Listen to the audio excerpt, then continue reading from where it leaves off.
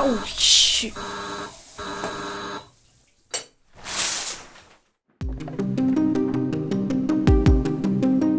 It had finally arrived. A piece of history that I would now be able to hold in person. But what I didn't expect was that it would change everything. The Witcher, but not today's. December 1986, the original short story.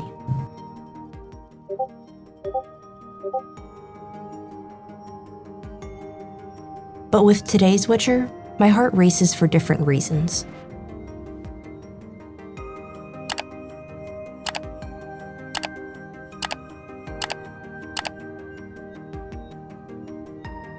I try to focus on the version I prefer.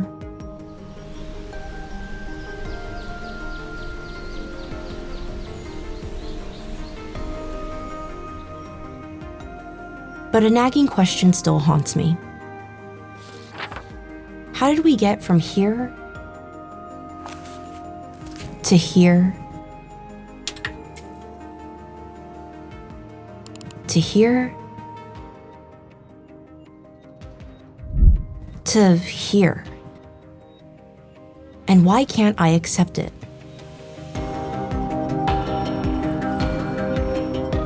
This is a story about a story, from its cradle to perhaps its grave, in a sense. But this doesn't have to be the end. In fact, this may only be the beginning.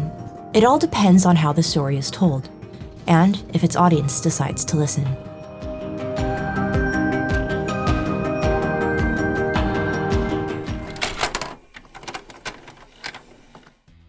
We need to start at the beginning. The Witcher fantasy saga, written by author Andrzej Sapkowski, reached the heights of success across Poland in the 1990s.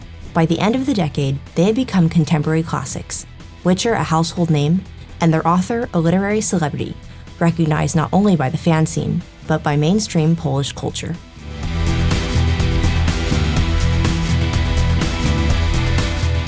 The fame of the fantasy series turned pop culture phenomenon further intensified over the next 2 decades with the production of several successful transmedia titles by Studio CD Projekt Red.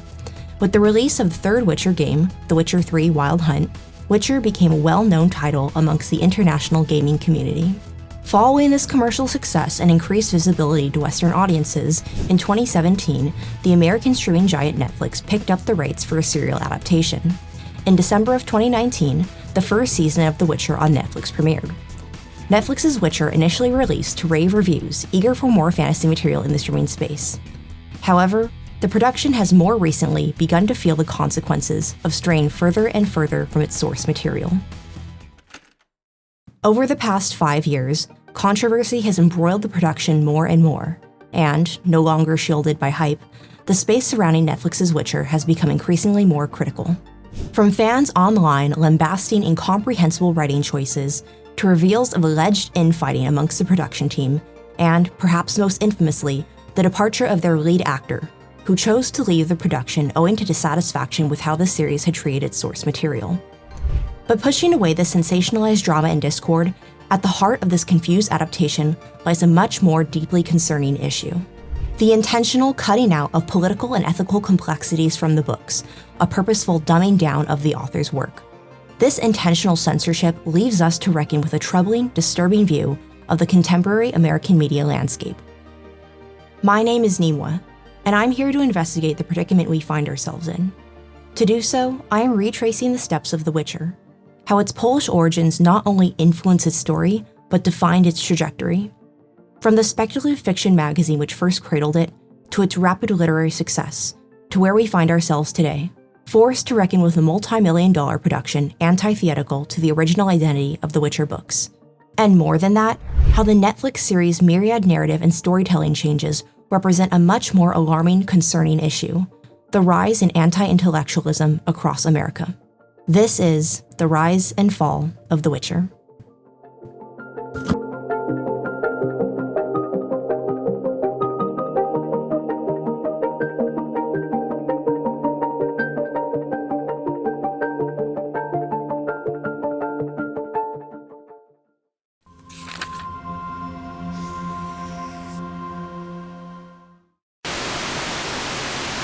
Television is an awesome technology.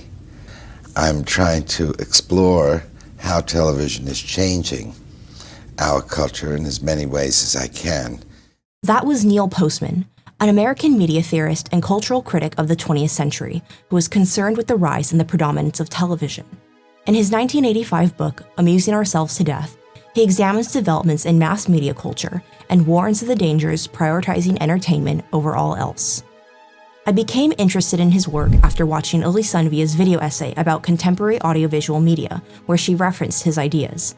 At this time, I was already working on this video, contrasting the origins of The Witcher with the approach which the Netflix production had taken. And what I read from Postman shocked me, for what he was describing were exactly the realities I was researching. In his analysis, he uses a metaphor to understand our own reality by juxtaposing two worlds from two well-known social science fiction novels, George Orwell's 1984 and Aldous Huxley's Brave New World. Emphasizing the cultural attitudes presented by each, he examines the role which entertainment has risen to in the modern United States. What Orwell feared were those who would ban books. What Huxley feared was that there would be no reason to ban a book, for there would be no one who wanted to read one. Orwell feared those who would deprive us of information. Huxley feared those who would give us so much that we would be reduced to passivity and egoism. This book is about the possibility that Huxley, not Orwell, was right. With this framework, I had my answer. The Witcher had originated in an Orwellian society, and it now finds itself in a Huxleyan one. But what made its origins an Orwellian society? What makes where it is now Huxleyan? And what were the effects of this change of environment? Our story begins with its origins, which I will argue trace not only back to December 1986, with the publication of the Witcher short story in the Polish speculative fiction magazine Fantastyka, but even further back, beginning with, at the very least, the outbreak of the Second World War at the end of the 1930s, and following that, the realities of Stalinist-era Poland.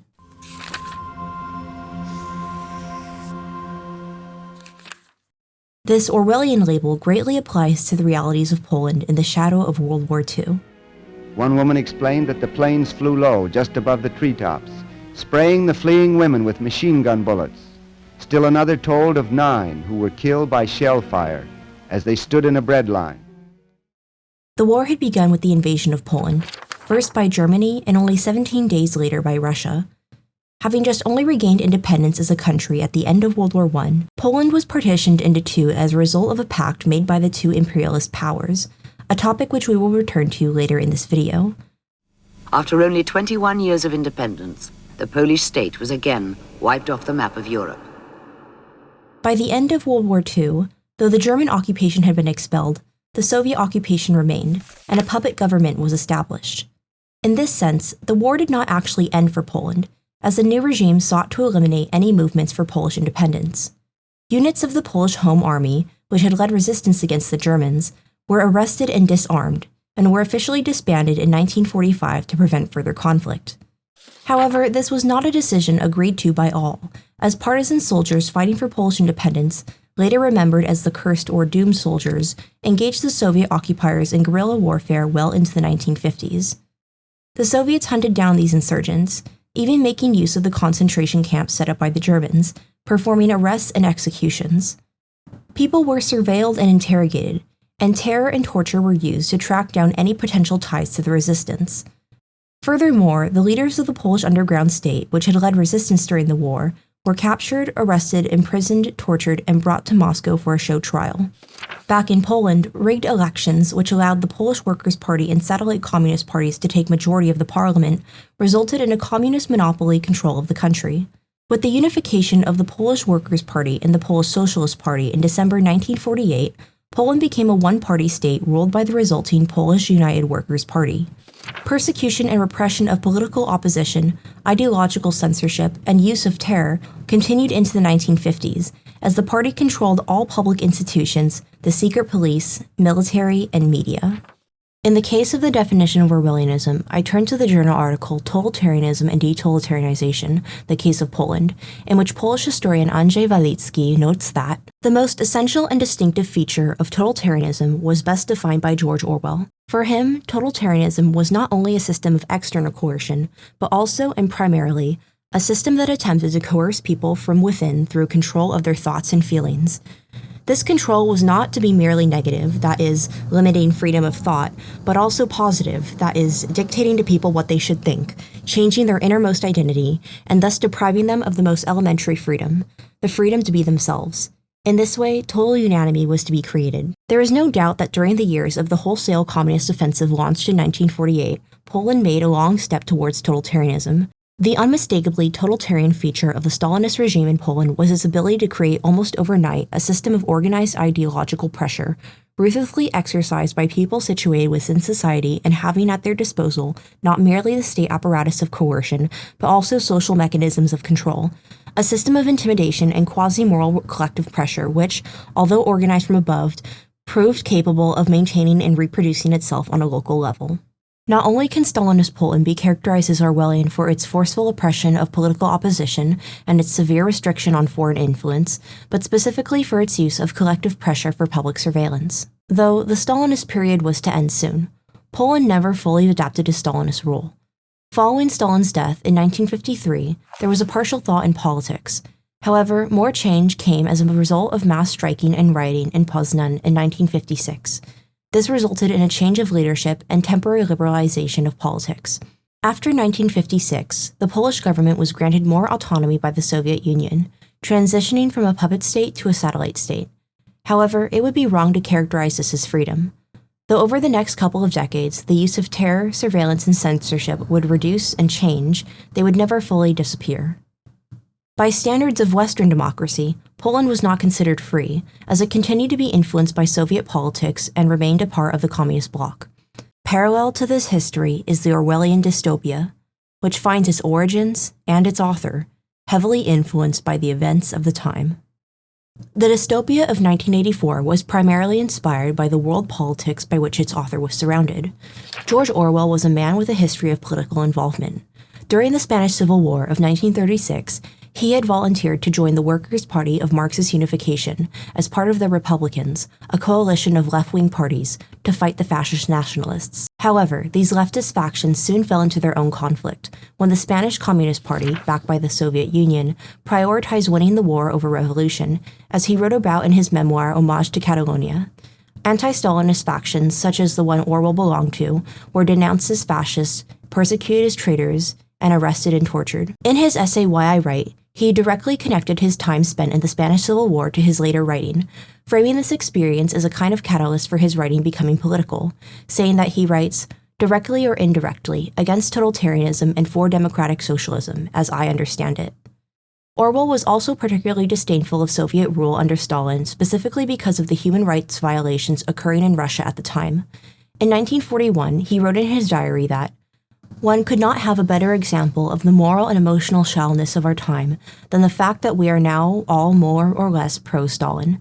This disgusting murderer is temporarily on our side, and so the purges, etc., are suddenly forgotten. His reference to purges were those which the Soviet government carried out from 1936 to 1938, in which 700,000 people were executed. These purges specifically targeted, quote, those who did not fit into the few formalized and described class categories of a homogenized Soviet state, unquote, especially those of ethnic minorities including Poles, Romanians, Finns, Germans, Latvians, Estonians, Karbinci, and others, because they were considered, quote, potential confederates of hostile states, unquote. Orwell, as an English writer, was primarily concerned with his countrymen's attitude towards these crimes. He was appalled with their ability to sweep these internal purges and more under the rug in favor of creating a united Allied front. Additionally, because Orwell was not opposed to, quote, the original idea of socialism, unquote, and he himself identified as a socialist, he was horrified of these crimes being committed in the name of socialism. John Neusinger, history lecturer at Boston University College in the UK, characterizes Orwell's stance on the Soviet Union and international communist movement as such. What makes this hostility of particular interest and gives it an especial power was that it was not the reaction of a former party member or sympathizer who began a trajectory to the right, but was a stance of someone who remained a committed socialist up until his death. For Orwell, his socialist commitment necessarily involved hostility to Soviet communism, a brutal tyranny that masqueraded as socialism. Orwell was concerned with getting others in Western leftist circles to understand that socialism became, or for that matter, any ideology could become, co-opted by totalitarianism. This reality can be seen reflected in the world regimes present in 1984, in which socialist movements begin to, quote, openly abandon the aim of establishing liberty and equality, unquote. This double nature is a key element in understanding how Orwell characterizes his dystopia. Let's now analyze the term Orwellian in relation to his 1984. Orwellian is a curious term for its recent explosion in popularity within the last present decade. The Guardian in 2014 observed the word had become overused, overstretched, and hotly disputed, acknowledging that it had begun to lack meaning in American politics, as it was becoming a fad to use Orwellian to describe anything the speaker disagreed with. With this context, it's in my best interest to exercise caution when applying the label. So let's be specific and define the world of 1984. The dystopia we're presented with in 1984 is primarily characterized by its totalitarian government, with its precursors said to be in the infamous history of the 20th century. All political opposition has been outlawed, and it exercises total control over the lives of its citizens, greatly restricting their freedoms. In this future, however, these regimes have advanced to a state of hyper-totalitarianism via developments in surveillance technology. With the ability to have telescreens installed in every room and dwelling space, the state is capable to watch its citizens, broadcast infinite propaganda, and at the same time isolate them, as they are unable to ever connect with others in private. In addition to this ever-present surveillance, all outer party members are subject to invisible surveillance by the thought police, a covert population of individuals that not only police by being able to access any telescreen, but by the observation of and interaction with people directly. The identities of the thought police are secret, so that anyone may turn out to be an agent, and no one can be trusted. What they persecute is crime, but not crime committed solely by action, but by thought, which could manifest in any eccentricity, however small, any change of habits, any nervous mannerism. And not only the thought police ensure this surveillance. Coworkers observe each other's behavior. Children tell on their parents. Even husband and wife are not loyal to one another, but to the state. Everyone is at once surveiller and subject to surveillance. This thought crime is punished severely, with abduction, imprisonment, and torture, as in Oceania there is no law, and the government can use any methods at their disposal. Another definitive element of Orwellian society is the manipulation, falsification, and destruction of information, a constant state of lies and disinformation that the public is subject to. This takes many forms across the novel, including constant propagandic messaging and an eternal cycle of burning and rewriting historical documents to suit the party's narrative. People only have access to as much information as the party provides them. In this form of control, the government not only controls the people, but reality itself. An Orwellian world is one characterized not only by its complete political dominance and use of force and terror to maintain it, not only by its use of censorship to restrict outside influence, but also by how it uses collective social pressure to create not only a surveillance state, but a surveillance culture, breaking down trust in society and freedom of privacy. We were supposed to live our lives the Big Brother way, but never really adapted to it. The country is falling apart, I am told, and I see proof of the decay. At first, the government blamed solidarity strikes for it, but now, beating its breast, it admits that the socialist economy over a period of 43 years has been an economy of waste. At the beginning of the 1980s, economic problems continued to plague Poland. The country experienced a collapse into a Great Recession, where goods were extremely rationed and the country was forced to export nearly everything it had.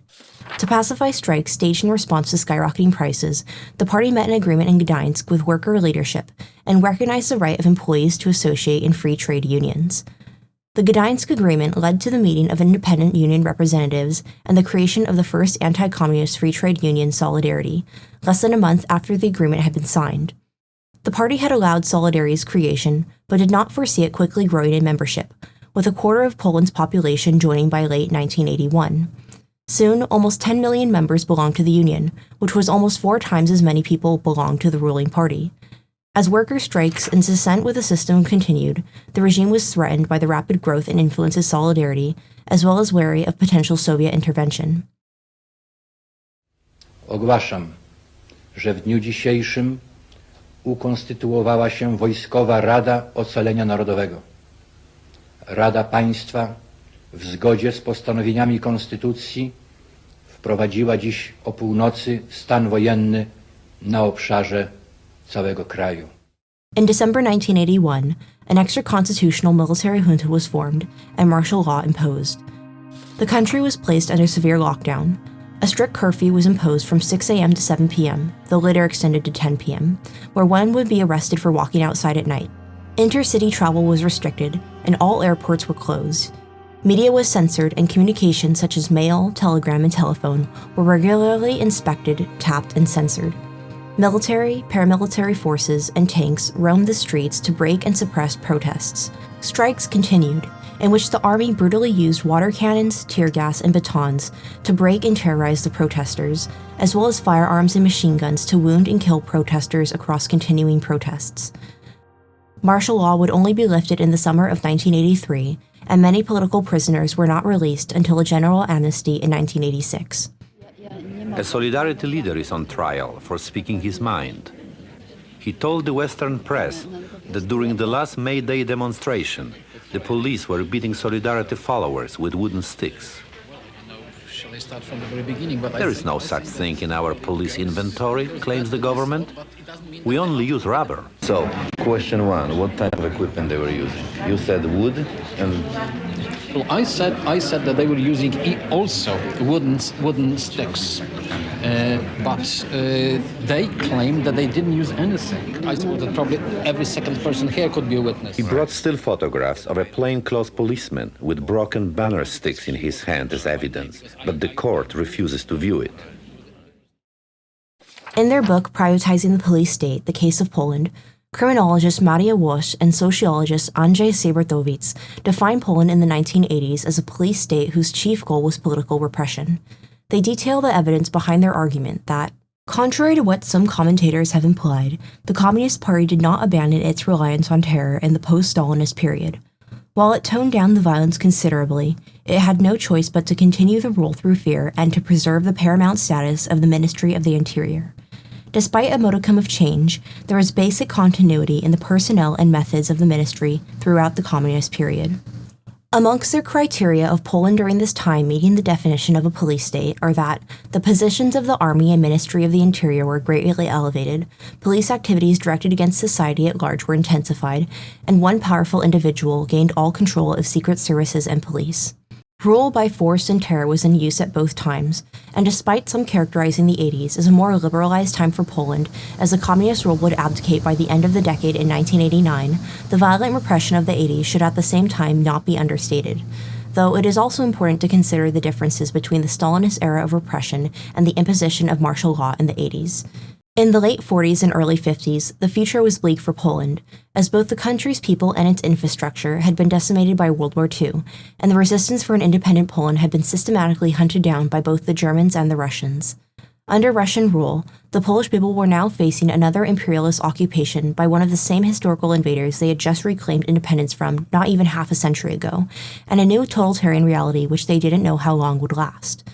However, by the 80s, people were not only tired of the system, but knew that the system had become tired of itself, that it was declining fast due to major financial difficulties, that it was unsustainable and could not support itself for much longer.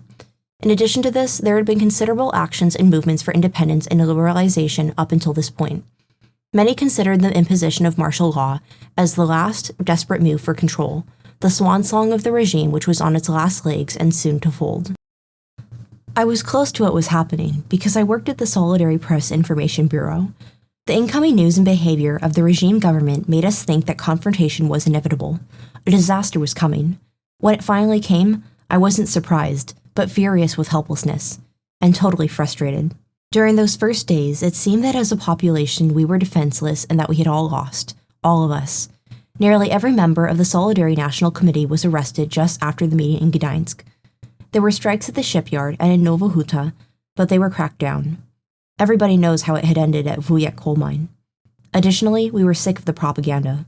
However, I had a feeling that if the system had to resort to tanks, nightsticks, arrests, and violence, it meant that it was helpless, that this was the beginning of the end. They could not go any further. There was hope that the system was burning out, and victory would be on our side. For 20-something Americans like myself learning about this in the present day, some of this history may seem unimaginable, while other parts may sound familiar. Something which stood out to me between both of these periods during my research was the negation of any individual rights, that the government is able to do anything it wants, able to rewrite reality to anything it wants. Any matter of horrible treatment, from police brutality to kidnapping, imprisonment, torture, even being killed, can all happen to someone without reason, and then rejected prosecution by the courts, which will deny everything. With this in mind, we can characterize the Poland of the 80s as, if not an Orwellian society in decline, a soon-to-be post-Orwellian society.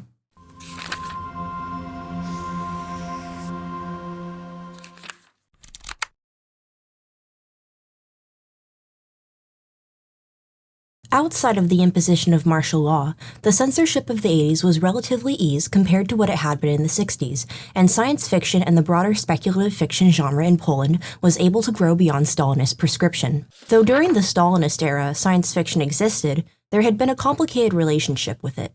Sci-fi was both restricted and promoted, considered both distraction and propaganda. Titles were banned even if there was nothing anti-socialist in the books, as they distracted from the class struggle. At the same time, the regime used hard science fiction in the prescribed model of socialist realism, stories where utopias were created through collective working-class efforts. However, this cult of realism limited the creation of fantasy worlds both in science fiction and in fairy tales. At this time, there was also little Western influence allowed in the body of works available to the public, limiting the variety of social perspectives available to readership. Because of these prescriptions and restrictions, although science fiction was present as a genre in Stalinist Poland, it was not present as a community. However, the following years would bring change.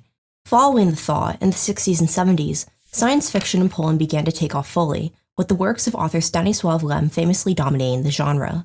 Though he had debuted earlier with his first novel Człowiek z Marsa, The Man from Mars, published in 1946 and more throughout the 50s, including Astronauci, he later did not regard these works very highly for the ideological requirements they had to appease. Similarly, other authors during the Stalinist era let their works go unpublished until the thaw, because they did not fit the prescription of socialist realism.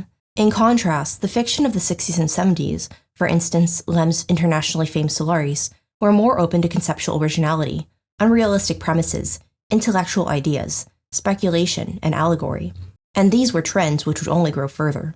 In the 80s, censorship in Poland was considerably weakened, which allowed more variety of science fiction to become available to the public, and to gain a following. The censorship law was amended in 1981, releasing certain categories of printed matter from censorship, forbidding the blacklisting of authors, and permitting publishers to appeal decisions of brand censorship offices to the main office. The declaration of martial law in December 1981 meant that some of these provisions were suspended, but censorship again eased in the mid-1980s.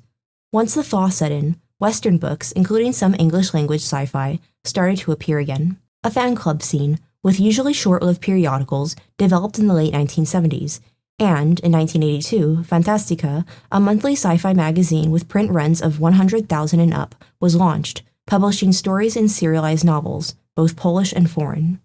The magazine Fantastyka came to be a landmark of the Polish speculative fiction genre, and, perhaps without spoiling too much because we'll return to it later, is where The Witcher got its start. Fantastyka is broadly considered to be the first magazine in Poland dedicated solely to speculative fiction, is noted as a unique case of a sci-fi periodical from the Soviet bloc during this time, as Mike Ashley describes in his book Science Fiction Rebels.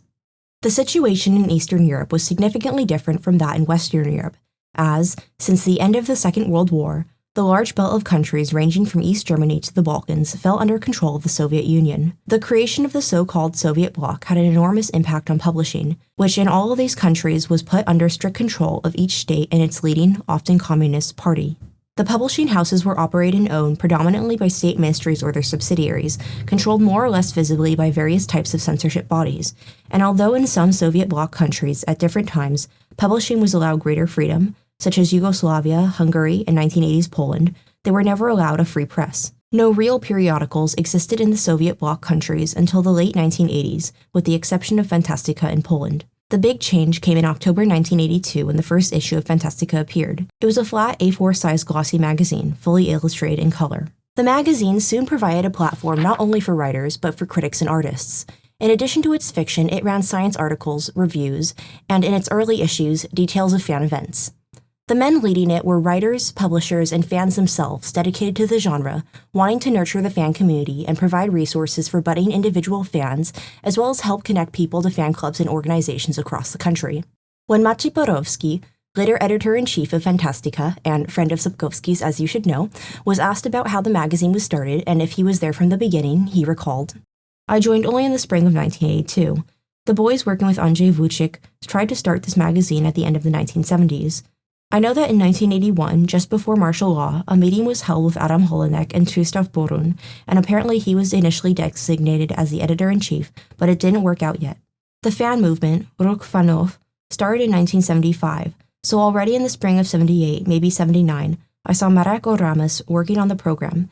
It was written there as I remember today, the title of the magazine Fantastyka. It started in earnest in 1982. The authorities graciously allowed it, because in the wake of various boycotts there was a terrible failure on the press market. The team looked random. During the meeting at RSW Templina, they looked at us like we were children, but things quickly started going smoothly." Its publisher, the state-owned and operated press, was a huge source of income for the Communist Party in the People's Republic of Poland and financed the Polish government throughout the 1970s and 1980s. A few precursors and prototypes of this kind of sci-fi publication aimed at young people existed. However, for various reasons, none of them rose to the level of cultural impact which Fantastyka would later achieve. The earliest prototype was Młody Technik, Young Technician, a publication which began in 1932 as a scientific and technical popular magazine aimed at young adults. Although it included some science fiction within its pages, even publishing Lem in 1964, it was more so dedicated to being a resource for science nonfiction rather than fiction, to encourage young people's understanding of and participation in the sciences and engineering. Another early prototype was Przygóda, Adventure, a weekly magazine from 1957 to 1958, which contained comics, adventure and fantasy stories, scientific news, and crossword puzzles. It gained popularity. However, with 12 pages each per issue, it was a shorter publication and only ran for about a year. After the Stalinist era, the content of publications widened in variation. Alpha, a magazine publishing science fiction, popular science texts, and comics, was developed in the 70s. However, it did not gain traction because of its inconsistent publishing times, turning off both authors and readers, with 7 issues staggered over 9 years from 1976 to 1985. Anthology series also became popular in the 70s, including Kroki w Nieznanie, Steps into the Unknown, edited by Lech Sieśmik. Publishing mostly American and Russian stories, it was a regular series with 6 volumes published between 1970 and 1976, and provided inspiration for Polish writers. Fantastyka's debut in 1982 was also not alone, as it was accompanied in the 1980s by other speculative fiction magazines such as the fanzines Quasar, Kwikkie, and Phoenix. However, what separated it from these publications was that Fantastyka was published professionally, sanctioned by the national press, and thus had a greater reach. Through its consistency in monthly publishing and quality of content, Fantastyka soon amassed a large circulation. By 1986, they were distributing 150,000 copies per monthly issue. Today, it continues to exist as Nowa Fantastyka, as it was renamed in 1990. Though its circulation today is a fraction of what it was in the 80s, it remains a cultural landmark of the science fiction and fantasy genres in Poland. Fantastyka was a resource for fans. Not only were short stories and entire books published amongst its pages, from translated foreign works to the debuts of new authors to old classics reprinted, but also conversation amongst the fan community itself, in the forms of section for criticism, academic discussion about the literary genre, discussions about works they had read, reports from conventions, informations about clubs and events, and more. Editor-in-chief Adam Holinek, in his first editor's letter, encourages readers to connect with the community themselves by engaging in book reviews between readers and critics. In order to provide extensive information to our readers, we publish systematic notes and review of Polish and foreign books published on our market. In addition, we kindly ask you to evaluate them critically. Namely, we introduce a list of science fiction battles, whose authors will be readers themselves on one side and critics on the other. News and advertisements from fan clubs across the country were frequently featured in the magazine, informing readers of happenings amongst fans. The publication was a lifeline to other fans in Poland, a pulse of the community. Aside from in-person conventions, Fantastyka was a major avenue for how speculative fiction fans could connect with one another. This was important in a time where fan culture was not as understood as it is today, though in Fantastyka's case, that may have been its saving grace. The development of Fantastyka had perhaps been an oddity, but as such, held meaningful momentum as a catalyst for community building and a method of disseminating even potentially subversive ideas, despite it being a state-published media, as opposed to underground press. It's frequently bemoaned by sci-fi and fantasy fans and authors that the genres are demeaned as garbage and never taken seriously by the broader public, but in this case, that misperception of a sci-fi and fantasy may have been what allowed it to exist at all. Maciej, recalling how Fantastyka was perceived, considered how the genre was considered meaningless and thus ineffective of producing any dangerous ideas of social change. Fantastyka, I suspect, owes its creation to the misery of martial law. It looked like the organ of harmless lunatics. The authorities assumed that they had to give people something, some literature, entertainment, preferably safe, and these fantasists would write about space and little green men. They are harmless, so let's finally give them this letter. He describes being faced with sincere misconceptions about what speculative fiction as a genre was about, and what it was capable of. It was assumed that since we dealt with science fiction, we would present a communist, atheistic, and materialistic worldview. I remember that a guest from the Central Committee once visited us and explained that science fiction is stories about a hero acting in a collective, in the material and knowable world. But it's quite the opposite. These are stories about an individual in a non-material world, often in the world of ideas and, of course, unknowable. But of course, we didn't tell him that at the time. In reality, speculative fiction even took the form of a kind of soft rebellion, one preserved in dreams and stories. The supposedly fantastic rebellion in writing and on paper would be less dangerous than the real one on the streets, which then stank of tear gas every August. But fantasy hung in the air as a universal language that described the reality that was leaving as well as the reality that was coming. Science fiction and fantasy are still often considered by outsiders to be solely escapist genres with little bearing on reality, stories where people use laser guns or swords to fight monsters with little relation to real life. And indeed, to some lowest denominator of fans and very young children, this may be all the genre is to them, pure escapement and entertainment. But to fans who engage with the work, those reading for ideas and participating in criticism, these stories contain something more. Furthermore, in a time when connection to foreign media was suppressed or otherwise unavailable, engaging with this media and the connections from it which fans built with one another can be considered acts of political subversion. Piotr Swida, an academic from Kazimierz Wielkie University in Poland and the European Journal of Cultural Studies in 2014, argues that the activities of fans during this time were subversive and, quote, ought to be viewed as symbolic opposition to the politics of the country. The thesis that science fiction fans oppose the political system that caused permanent popular culture shortages is established by the literature on general patterns of popular culture consumption in communist Poland. Looking at science fiction fan activities in the 1980s, described in Fantastyka, one may in fact treat them as a manifestation of evading the political control of the media. Some examples of activities which made Poland's borders more open to pop culture by challenging the entertainment monopoly of the state authorities include politically incorrect lectures during conventions, the circulation of one-owned translations of foreign book publications, or organizing video sessions showing pictures not available in the official circulation. In the Polish People's Republic, access to popular culture was always restricted, and that very shortage can be assumed to be the fundamental factor in determining the picture of pop culture consumption, including fan purchasing. When understanding a restricted culture, you begin to see media consumption in a different light. Not everything was available to watch or read at a moment's notice. On top of the massive technological advances which have occurred since the 1980s, making media way easier to access, reading a specific book or watching a specific film in the Polish People's Republic could turn out to be a real challenge. If it was not outright censored, it could be made unavailable to you by other means, by simply being a challenge to get. There could be material shortages making it impossible to get a copy, or it could not be published or translated in Polish, making it so that if you didn't know someone who could bring it in from another country, you just couldn't access it. Sweden sees these fan activities being born out of evading political control, that they can be considered, quote, everyday indirect opposition, unquote, which took place in a cultural space rather than physical space. As is evident, fan opposition may be directed to the political system. The case of science fiction fandom discussed in this article proves this clearly, and at the same time, it is a type of opposition to communism which received little attention. Contemporary academics are most willing to focus on the analysis of direct protests, that is, the oppositional operations by activists from the intellectual and worker circles. The 1980s were the time of operations of solidarity, the social movement which was fundamental for fighting the system. It constituted the most serious impulse of protest in the Polish People's Republic.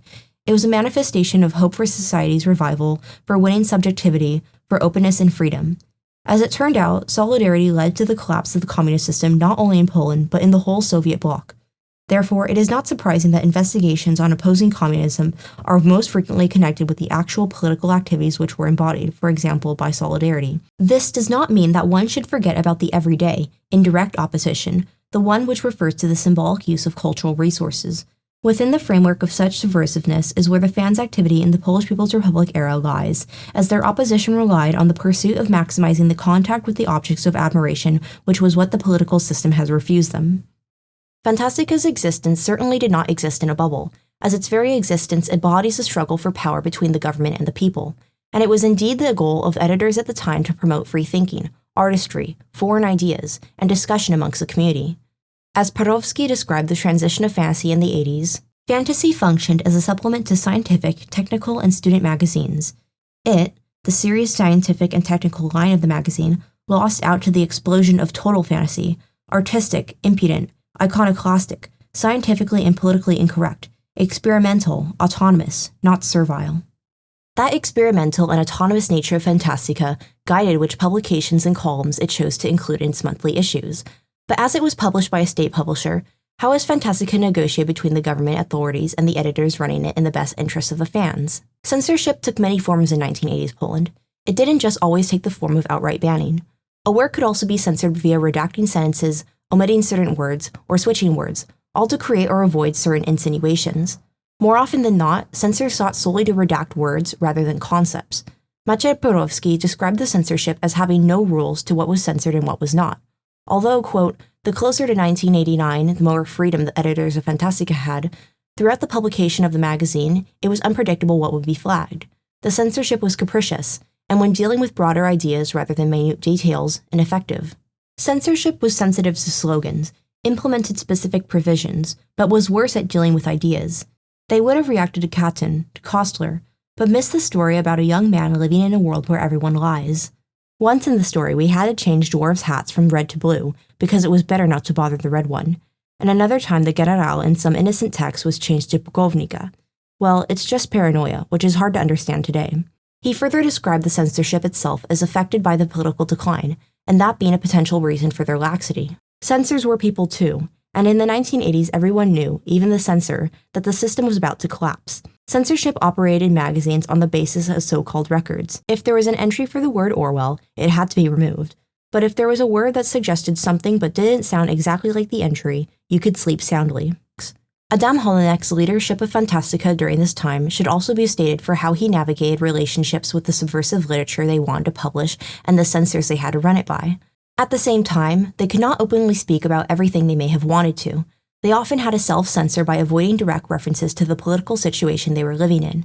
For instance, complaining about activity stagnation experienced by fans, but not the martial law which had caused it.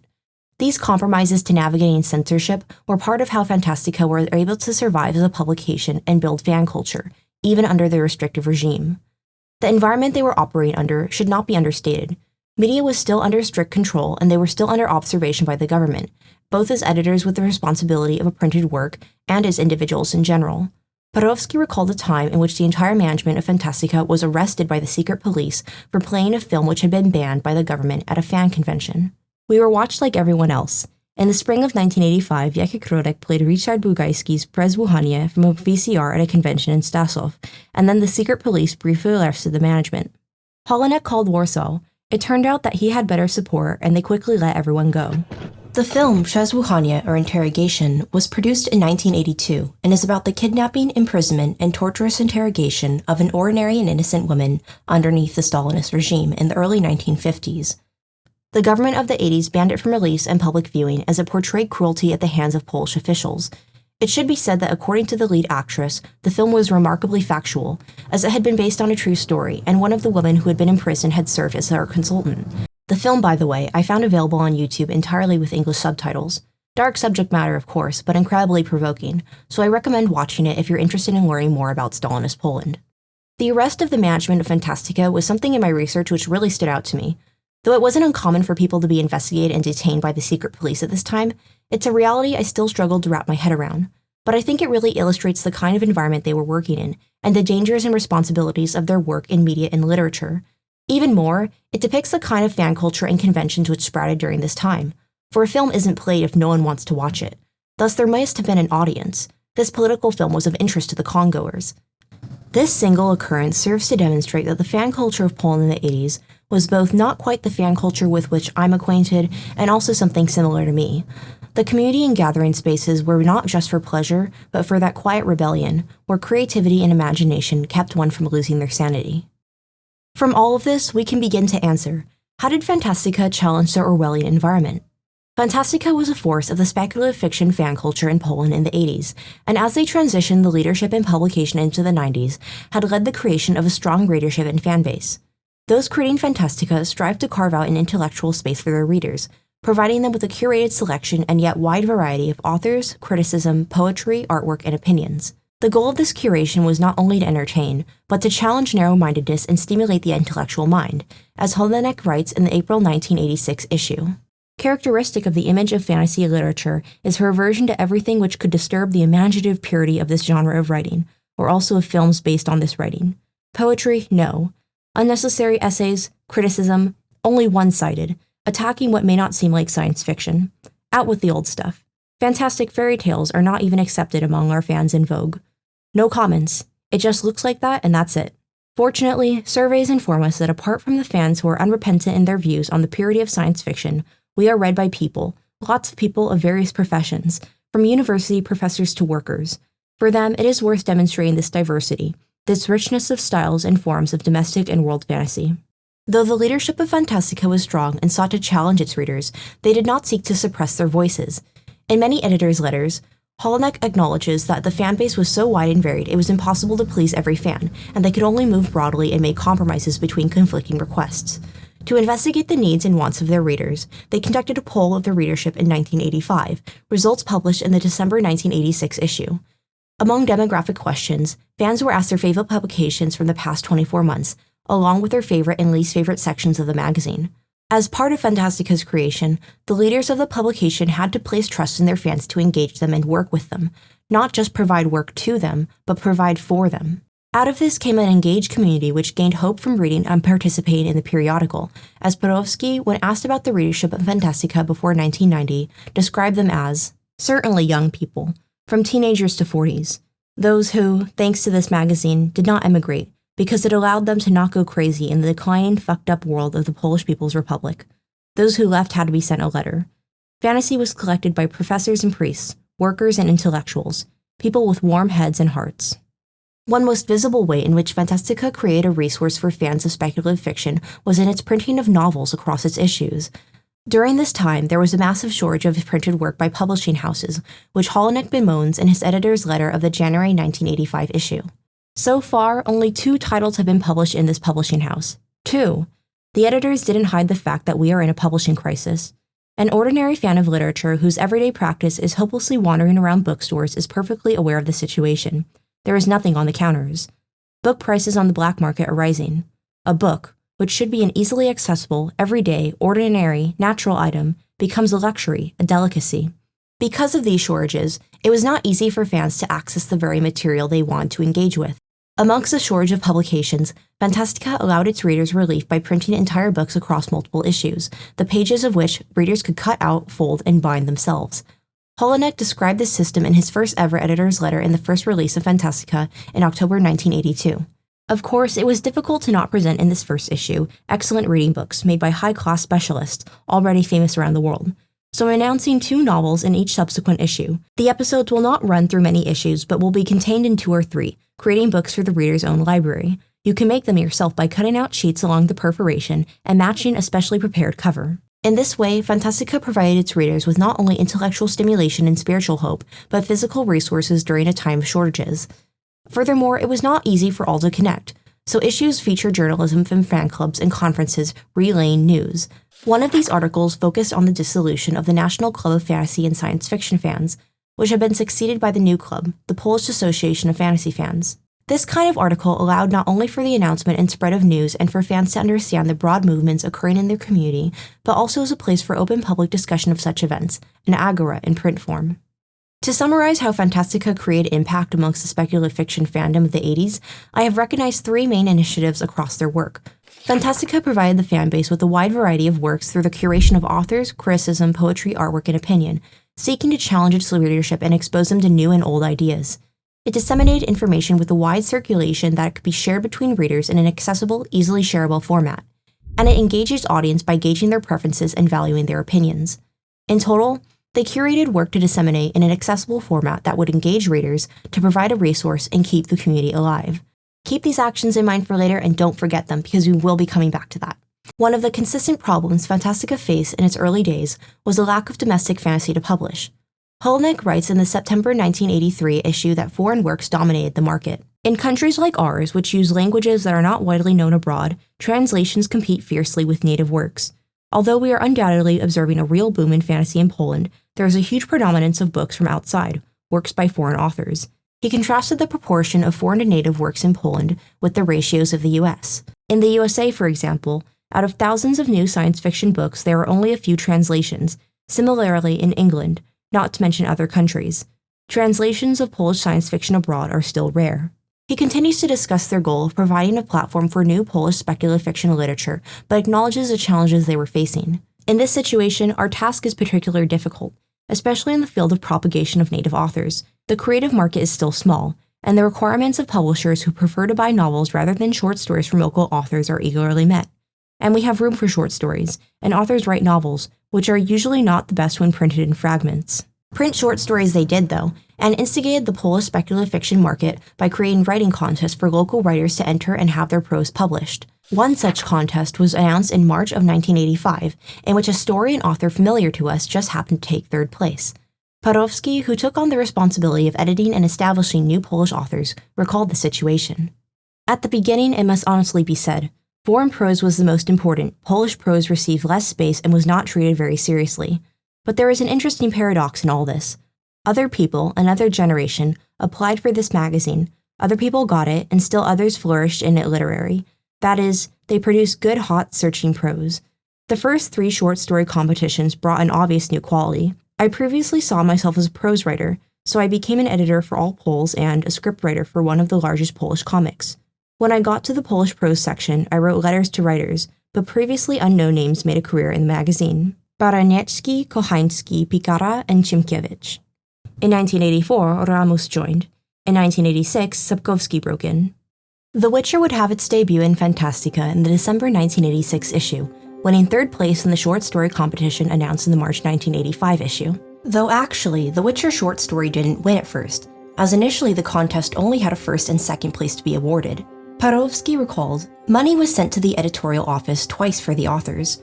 Once, after Andrzej Sapkowski submitted his story The Witcher to our 2nd competition, a reader sent money to the editorial office for Sapkowski.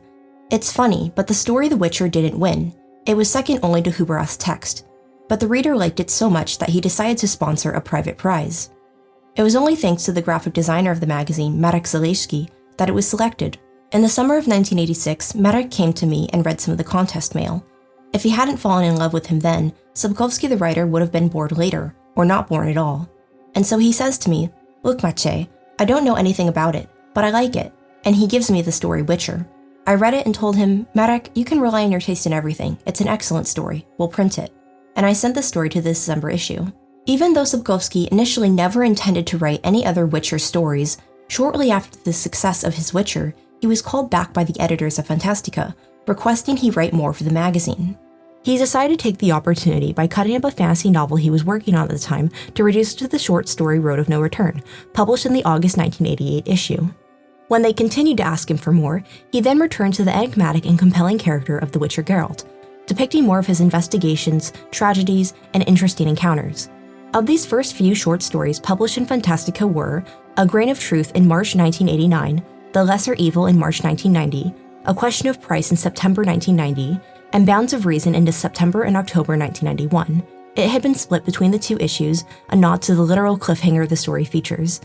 The Witcher would soon find success in Poland and other Slavic nations, namely the Czech Republic and Russia, its earliest locations for export, reaching peak popularity during the publication of the books across the 1990s, with the books of the Saga published from 1994 to 1999. So what were the reasons for The Witcher's popularity, spreading like wildfire? Across the issues of Fantastyka around the time of the publication of the first short story, I picked up on 2 specific interests of fandom which commentary outlined as what people had consistently requested to see featured in the magazine. The first of these was the growing interest and demand for specifically fantasy literature, as opposed to the science fiction which typically dominated the magazine. Though of course with this there also came apprehension and pushback from a portion of the fan that was biased against fantasy, this did not stop the growing inclinations towards it. The majority of submissions to the 1985 short story contest had been of the fantasy genre after all, making it clear that there was no diminishing of enthusiasm for fantasy stories. The second interest of the fandom was the consistent demand for Polish speculative fiction specifically. Though fans were eager to get their hands on anything to read, they really yearned to hear writers from their own country, in their own language, as opposed to the majority of writing which had been either of American or Russian authors translated into Polish. I want to add a note of context here, that the vast history regarding the oppression and strategic elimination of Polish literature, language, and culture should really be taken into account when we discuss the desire of Polish fans to hear the voices of Polish writers, because the history of Poland deprived of independence reaches much, much farther back than the brief 20th century history this video has covered as of this point. Between 1772 and 1795, Poland underwent 3 partitions between Russia, Austria, and Prussia. For this reason, the Polish state ceased to exist for over 100 years, only regaining statehood at the end of World War I, despite many Polish resistance efforts and movements occurring during this period. During this time, as Polish historian Danuta M. Gorecki writes, in spite of political oppression, censorship, and subjugation to foreign despotisms, Poles have kept their cultural traditions alive by preserving and disseminating books written in Polish. Oppression of Polish culture was most notably found in the Russian imperialism of the 19th century, in which Polish schools at all levels were closed and Polish libraries destroyed. Speaking Polish and teaching in Polish or about Poland became a crime against the state. Added to this, the German imperialism of the 20th century. In the Prussian sector, the process of Germanization was implemented by eliminating the Polish language from schools and by barring Poles from secondary and higher education. In 1939, Nazi forces terminated all Polish cultural activities and systematically destroyed every material evidence of national culture. In the Holocaust, 90% of the books in the Polish libraries were destroyed, buildings demolished, and library staff largely exterminated in concentration camps. Following the destruction of World War II, there were to be Polish attempts made to reclaim the lost literature, but Stalinist-era censorship kept Polish writing repressed for even longer, as only propagandistic writing was allowed to be disseminated, with, quote, top priority given to indoctrinating literature at the expense of more popular items, unquote. Following the thaw again, most of the popular culture writing being published were translations, written by foreigners. Though yes, a lot of the work dealt with universal ideas and issues broadly facing humanity, rather than any one specific nationality, it stands to reason that a country and people deprived of their own literature for literally centuries, and now only having a limited range of freedom to voice their own opinions, would, as an audience, desire to read works written by new, debuting Polish authors as contemporary voices. Combined with the fact that in the 1990s, the country was opening up after the resignation of the communist government in 1989, and was now experiencing the transition to a free market economy, the Polish people were both eager to explore the newfound liberalization, as well as apprehensive, as such a transition had never happened before and the economic status of Poland was still in dire straits. Decades of mismanagement could not be immediately fixed by the adoption of a Western economy. At the beginning of the decade, money was still extremely tight for most households, struggling to afford food and make ends meet. Having a place to rent was still considered a luxury. But this is your own government. It's a solidarity government. Yes. What can I answer you?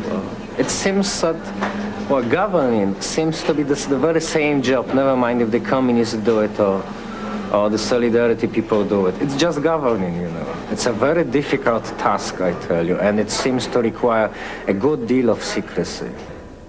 At the same time, the publishing industry, now free of censorship, began to blossom. The first Witcher books, published in the early 1990s, entered pop culture during a highly transitional time in Poland. The Witcher books were a child of the newly created free market, at a time when readers were ravenous with book hunger. Publishers Weekly in May 1998 reported that, as Polish publishing heads towards privatization, it offers the best prospects in Eastern Europe. Poland is living through one of the best of times, with steadily rising national income, declining inflation, receding unemployment, and an educational boom in full swing. In a word, this country is on a fast track to publishing paradise. Yet when communist walls came tumbling down less than a decade ago, few industries called for as much rebuilding. None of the previous episodes of Liberty were as sweet as the latest decade. Book traders remember the 1998 to 1991 transition years as phenomenal. Anything could be published and sold, especially if that anything came from America. Publishing companies, however, were hesitant to publish native Polish authors, as it was not guaranteed that they would see returns on investment. At the same time, some publishers decided to take that risk. By focusing on native writing, publisher Adam Wimanski explains they feel that they have the best. Publishing one's own authors is usually the hardest thing to succeed with, but no one else was doing this, and there was a need. The critics came through, the public caught on, and new authors found that they were not only seeing their names in print, but earning a little money. One of these publishers was Supernova, which took a chance by deciding to publish Andrzej Sapkowski's Sword of Destiny in 1992 and The Last Wish in 1993, and found success.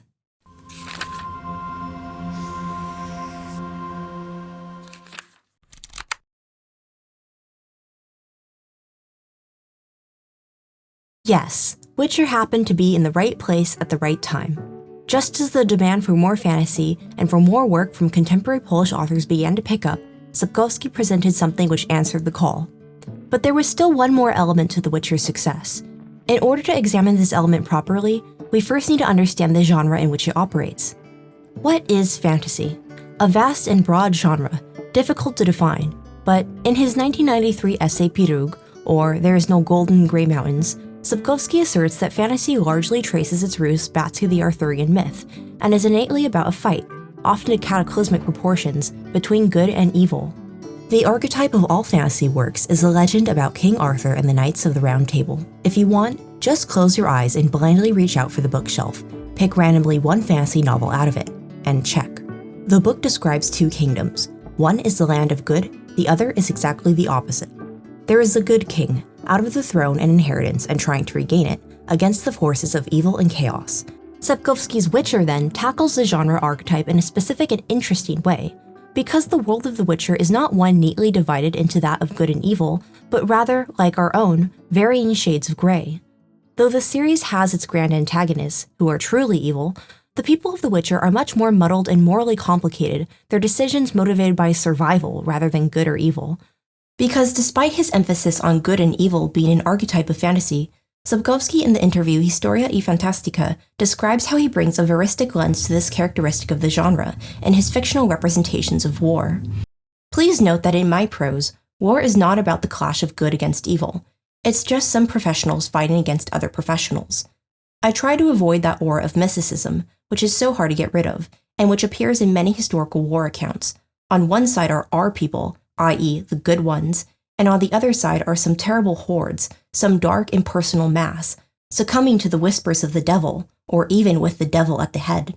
In the Witcher saga, Sapkowski dissects the fantastic convention of the fight between good and evil, showing how this topos plays out in a world like our own. Even our heroes, who are by the end of the saga proven to be most heroic, are not entirely good. They have wronged, they have been misled, and they have harmed others. Pure good, total sinlessness, as it may seem, does not actually exist at all, as everyone has a blemish on their record. Good, rather, manifests from the acknowledgement of past wrongdoings and the commitment to good in the present. Furthermore, the evil depicted in The Witcher is not only that of the typical megalomaniacal villain, rather, evil comes in many different forms and shades, and is often justified by its perpetrators. This philosophizing is explored as early as the short story The Lesser Evil, from which everybody loves to quote Geralt's monologue to Stregobor that, "Evil is evil, Stregobor. Lesser, greater, middling, it's all the same. Proportions are negotiated, boundaries blurred. I'm not a pious hermit, I haven't done only good in my life. But if I'm to choose between one evil and another, then I prefer to not choose at all." However, they often forget to quote the follow-up, Renfri's monologue to Geralt later in the story. "You don't believe in a lesser evil, you say? Well, you're right, in a way. Only evil and greater evil exist, and beyond them, in the shadows, lurks true evil. True evil, Geralt, is something you can barely imagine, even if you believe that nothing can still surprise you. And sometimes, true evil seizes you by the throat and demands that you choose between it and another, slightly lesser evil. Lesser evils exist, but we can't choose them. Only true evil can force us to such a choice, whether we like it or not." As well as the fact that, at the end of the story, Geralt is indeed forced to choose the lesser evil. "We have to stop them, right now before people go to the market, and call the guards.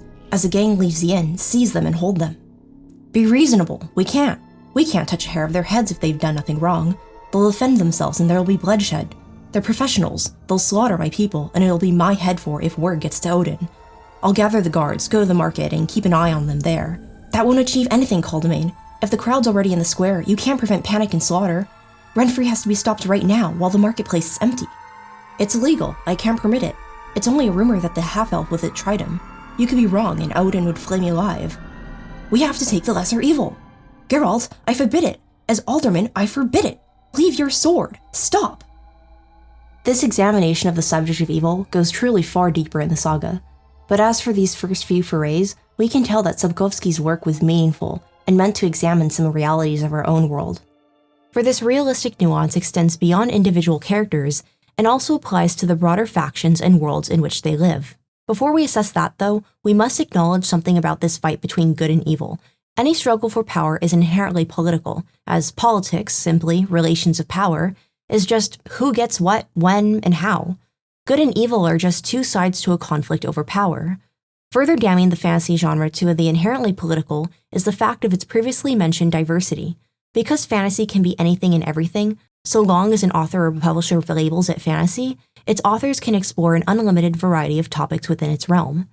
As the journal article Core Collections and Genre Studies, Fantasy Fiction 101, published by the American Library Association, fleshes its definition of the genre out, although fantasy does have escape value and is enjoyed by many readers for exactly this reason, it is a mistake to think of this as the genre's only appeal. The best fantasy fiction features a wonderful blend of action, strong characters, and detailed atmospheric settings. Classical themes such as honor, love, war, revenge, responsibility, otherness, obsession, and loyalty are explored in fantasy tales. Subjects such as bigotry, greed, religious extremism, politics, abuse, and addiction can be examined in fantasy contexts without offending cultural sensitivities. The genre's potential for the featuring of classical themes and exploration of heavy subjects is something that Sapkowski absolutely exploits in his work as a fantasy writer. Though in more recent times he has sometimes denied his work to contain political allusions, in an interview with the Warsaw Voice, an English-language Polish magazine in 1998, he conceded that though he does not characterize, he does include allusions to the real world. In one volume of my Witcher saga, I depicted a situation resembling the September 17, 1939 events, when the Soviet army hit Poland just as it had been attacked 2 weeks earlier by Hitler. My intention was to show that meanness has always existed, so it must exist in the imagined world as well. The problems I write about are important to me. Sometimes they relate directly to my experience. I describe stories and events that are familiar to us. This scene from the Witcher saga which he references is the invasion of Aedirn by Cadwanian forces, just as Nilfgaard had invaded in the 5th chapter of the 2nd book of the saga, Time of Contempt, and perfectly illustrates what makes The Witcher such a complex political work. This invasion of Aedirn lies directly in parallel to the 1939 invasion of Poland, of which began World War II. The 1939 Molotov-Ribbentrop Pact of non-aggression between Germany and Russia signed in secret resulted in the invasion and partitioning of Poland between the Nazis and the Soviets. Despite Britain and France joining the war 2 days after the German invasion of Poland and the expectation of America to soon join the war, no Western support arrived when Soviet forces invaded Poland just 2 weeks following the German invasion. In just the initial invasion of Poland, more than 500,000 Poles had been taken prisoners of war in Germany, and just under that amount are estimated to have been taken prisoners of war by Russia. However, despite these crimes and more, the Soviet Union became part of the Allied forces, and for this reason was not held responsible for the invasion and occupation of Poland. One of the ways that the Soviet Union avoided culpability was by denying that the invasion was an invasion at all, but rather liberation. The scenes from Time of Contempt make explicit reference to this. In their dialogue from the Cadwanian army describing what they are about to do, Sapkowski makes bitter note of the excuses used, emphasizing in the mouths of soldiers the phrases liberation, eternal lands, and fraternal help, all of which have been used in real life to describe the Soviet invasion of Poland in 1939, the quote-unquote liberation of Poland in 1945, as well as the Soviet invasion of Czechoslovakia in 1968. Our king lent Demivend a pretty penny because he gave him help. One could not allow wealth like that to be lost. So now it's time to get that money back, with interest. Neither can we let our compatriots and brothers from Warmark be taken prisoner by Nilfgaard. We have to, liberate them. For those are our ancient lands, Warmark. They were once under Cadvan rule, and now they shall return to its rule, all the way to the river Dyfna. That's the agreement our Grace, King Henselt, has concluded with Emir of Nilfgaard. It won't be a typical little war, lads. The honorable gentlemen have thought up some modern idiocy, some kind of liberation or some such. We aren't going to fight the enemy, but we're heading towards our, eternal lands, to bring, fraternal help. Dandelions frames this scene with grave comment, treating it appropriately and with weight and tragedy. They shook hands, finished Dandelion, on the bridge of the river Dyfna. Margrave Mansfield of Ardcarrig and Menno Cohorn, the commander-in-chief of the Nilfgaardian armies from Dol Angra, they shook hands over the bleeding, dying kingdom of Aedirn, sealing a criminal division of the spoils. the most despicable gesture history has ever known. This kind of political situation, directly paralleling the tragic beginning of World War II, depicted in a fantasy setting, is an example of what breathes identity into The Witcher, giving it a unique perspective, especially as Sapkowski's deliberately realistic take on the genre, not to mention its Polish identity. For it wasn't just this scene of the soldiers, but the effects of it depicted trickling down and depicted through the lives of ordinary, everyday people. From background characters such as Black Rayla taking a last stand against the Stoi Tile, also depicted in this chapter, and furthermore, Rayla herself becoming a very complicated, morally debatable character as the result of this war, to main and secondary characters such as Yennefer, who you may remember is from Vengerberg, which is in Aedern, in the next book, remarking that she does not have the option to return home because her home has been destroyed by the invaders. Sapkowski describes how, in Baptism of Fire, he specifically characterized the Nilfgaardian invasion of the Northern Kingdoms with actual Nazi orders from 1939. I introduced a motto to one of the chapters of The Witcher's 7 books, which resembles a fragment of a battle order. Of course, this is a huge ahistoricism, because no such battle orders were used in the Middle Ages. However, I couldn't resist the temptation to have fun. I created this motto based on authentic German orders from 1939, which talked about burning houses and expelling inhabitants from cities in completely cold military language. These orders appear in the epigraph to Chapter 5 of Baptism of Fire. Following the example of the campaign in Aedern, I created 2 more battle groups from the rest of our brigade, naming them Sievers and Mortisen, each comprising 4 squadrons. We set out from the concentration area near Dreschot on the night of the 4th of August. The group's orders ran: capture the Vidor, Korkano, or Maria territory, seize the crossing over the Ina, destroy any hostile troops encountered, but avoid significant points of resistance, start fires, particularly at night, to light the way for the 4th Horse Cavalry, induce panic among civilians, and use their flight to block all the arterial forces to the enemy's rear, feign encirclement to drive the retreating enemy forces towards the actual encirclements, carry out the elimination of selected groups of the civilian population and prisoners of war, to cause terror, intensify panic, and undermine the enemy's morale. The brigade carried out the above mission with great soldierly devotion. Egon Tra for Imperator and Fatherland, the glorious trail of fire of the 7th Darlanian Cavalry Brigade. And these orders, in their cold military language, are juxtaposed with the fiery horrors which Geralt and his company ride through. They rode past villages engulfed in flames, past smoking and glowing rubble, past settlements and hamlets which had been razed to black squares of burnt earth and the acrid stench of rain-soaked charred embers. They startled flocks of crows feeding on corpses. They passed groups and columns of peasants bent beneath bundles, fleeing from war and conflagration, dazed, responding to questions with nothing but fearful, uncomprehending, and mute raising of their eyes, emptied by misfortune and horror. They rode east, amidst fire and smoke, amidst drizzle and fog, and the tapestry of war unfolded in front of their eyes. So many sights. Captives driven into a huddle, surrounded by a ring of soldiers. On the order of a knight in a black plume helmet, the horsemen began to slash and stab the unarmed villagers. They were trampled by horses as they fell. The ring tightened. The screams which reached the cliff top no longer resembled sounds made by humans. There was a spread-eagled girl, lying near a burnt-out farmyard, naked, bloody, staring at the sky with glazed eyes. There were other scenes of war, but Geralt, Dandelion, and Milva didn't remember them. They had discarded them from their memories.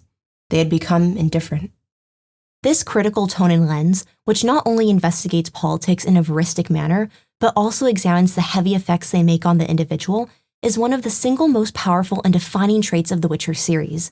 Sapkowski's take on the fantasy genre is extremely realistic, a trait which is not measured by how much violence or sex there is, but rather how the author intended to depict this fantasy world as being just like our own, matters of imperialism, colonization, racism, and other social issues so damningly relevant to our world. This trait is also one of the largest reasons why The Witcher was and is so well received by its readers. You'll often find this aspect of The Witcher discussed in online forums, listed by fans when asked what they like most about the series, typically described as gray morality, a dark world, a realistic take, or Slavic identity. Some fans choose to phrase it more eloquently. When I asked the question, "What makes The Witcher special to you?" about a year ago on r/Vijman, one of the top comments I received by user Executress, who wrote that, Sapkowski has a deep and complex understanding of how systems of power work and how people interact with those systems. There is no grand man behind the curtain, intentionally orchestrating events on every scale to fit their own goals. There are many overlapping nations and factions that are all trying to pursue their own goals, and may very well fail at whatever it is they want to do. Systemic violence and cruelty can often happen as a matter of neglect, or in fact refusing to choose a lesser evil. The consequences of grand political actions are often seen in the lives of everyday people, and Sapkowski takes time to acknowledge and explore that. There are plenty of stories that want to approach fairy tale retellings in a gritty, realistic sort of way, but more often than not, they overcorrect into grim darkness where everything is awful and bad, no matter what anyone does. Compassion, love, trust, companionship, hope, and absurdity are essential to the story being told, which is why it is compelling and worth it to watch these characters face onslaughts of impossible odds. And this contemporary perspective, probably also shared by many present-day fans of the saga, also perfectly aligns with how it was received when it was first released 20 years ago. Journalism swarmed The Witcher during the 90s, particularly in the years leading up to the release of the last book, Lady of the Lake. Essayists and writers analyzed what made it tick, what made it capture the hearts and imagination of so many readers. Writing for magazine Polityka in 1998, Jacek Sieradzki writes, Andrzej Sapkowski's magical world strangely resembles the real one. The writer creates a fullness of life, twinned in essence to the experiences we are otherwise familiar with, but reflecting them in a distorted mirror of pastiche, raising a smile. A smile that fades, however, when it comes to reading about pogroms of assimilated non-humans in storming cities. When politics and its extension comes to the fore, war. In the early stories, it was still in the far background. Within the saga proper, it becomes the primary theme and pushes dragons and royals to the sidelines. This was also not only the opinion of expert journalists, but also of typical average fans. In the Andrzej Sapkowski fan forum Tower of Fools from August 2004, in a thread titled, What do you like about Sapkowski? Multiple fans responded. The fact that his books are not about dragons and dwarves, i.e. not primarily, but about human feelings and emotions. In fantasy, no one has ever portrayed a human being so well. His postmodern superrealism. This world is not a Dungeons and Dragons-esque world of good and evil. It is a world like ours, full of gray. An ugly, real world. Brilliant language. Postmodern, pardon me, references to everything possible. Intellectual games with the reader. And the character of Regis. These positive reactions from critics and fans alike, across time and setting, resonate with my own experiences, an American point of view, an ocean apart, and 20 years in the future. At the same time, I would also say that the fondness for this realistic take on the fantasy genre, full of not only literary but historical references and depictions of real-life topics and issues pressing to the readers, found success specifically within the original debut in Poland for all the country had endured in the 20th century. Similarly to the speculative fiction scene of the 80s which Fantastyka came to embody, The Witcher's tackling of real-life topics through the lens of fantasy in the 90s was a way for the Polish audience to process history, culture, and contemporary social issues, while also indulging in escapism, emotionality, and fun. Readership spiked towards the end of the decade, and, by the turn of the century, Witcher had exploded in popularity and become a household name.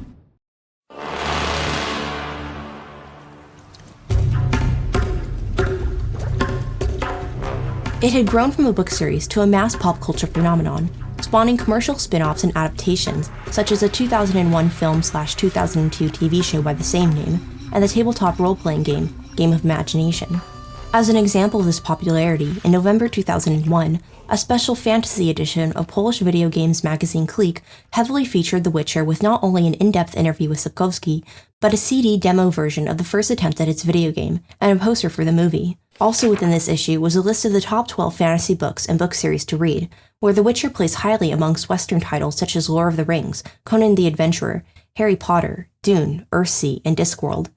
One can truly understand how Sapkowski has been called the Polish Tolkien. In this article, the Witcher saga and Geralt himself are described in a way that I really enjoyed. He was born as the hero of one story, a man with no past and no future, a typical one-off. However, he became so popular with his readers that his father, Andrzej Sapkowski, decided to create an entire 5-book series. Currently, the Witcher Geralt belongs to the figures of Polish literature. His struggle to retrieve Ciri, the surprise child with elder blood flowing through her veins, fascinated thousands of readers also outside the borders of our country. Thus, Sapkowski proved that also stories about dragons, dwarves, and elves can achieve the rank of a masterpiece. It should be said here how The Witcher changed the perception of the fantasy genre in Poland. Though classic fantasies such as that of Tolkien and Le Guin were known in Poland since the 60s and were popular, fantasy with sword and magic was not regarded highly even within the broader speculative fiction community. As opposed to science fiction, which often investigated serious ethical and scientific ideas, fantasy was often considered to be primitive emotional release, focused on drama, blood, and sex, and not very valuable as a means of intellectual discourse. The success of The Witcher changed the landscape. Maciej described it as such. In general, for the first few years, the hierarchy in the world of speculative fiction was very fluid. One story could change the balance of power and authority. This was the case when Sapkowski appeared. It was he who created the fashion for fantasy. Previously, this type of fantasy was frowned upon. In Poland, the success and popularity of The Witcher meant success and popularity of the entire fantasy genre. The two subjects became inseparable and intertwined. Truly, it's difficult to discuss the subject of Polish fantasy without mentioning Andrzej Sapkowski, just as it is difficult to discuss Polish science fiction without discussing Stanisław Lem. That fantasy was not well thought of before Witcher, not seen as capable of engaging in serious discourse, is somewhat funny because Witcher spun that assumption right on its head. Even beyond the allusions to history and literature, the series features a diverse array of subjects such as ecology and environmentalism, women's rights and abortion, sociology and mob mentality, ethical and philosophical questioning. As for hard science, there is even a part in Baptism of Fire that's just an entire discussion of genetics. Sapkowski, an intellectual, was not in the habit of restraining himself in his writing.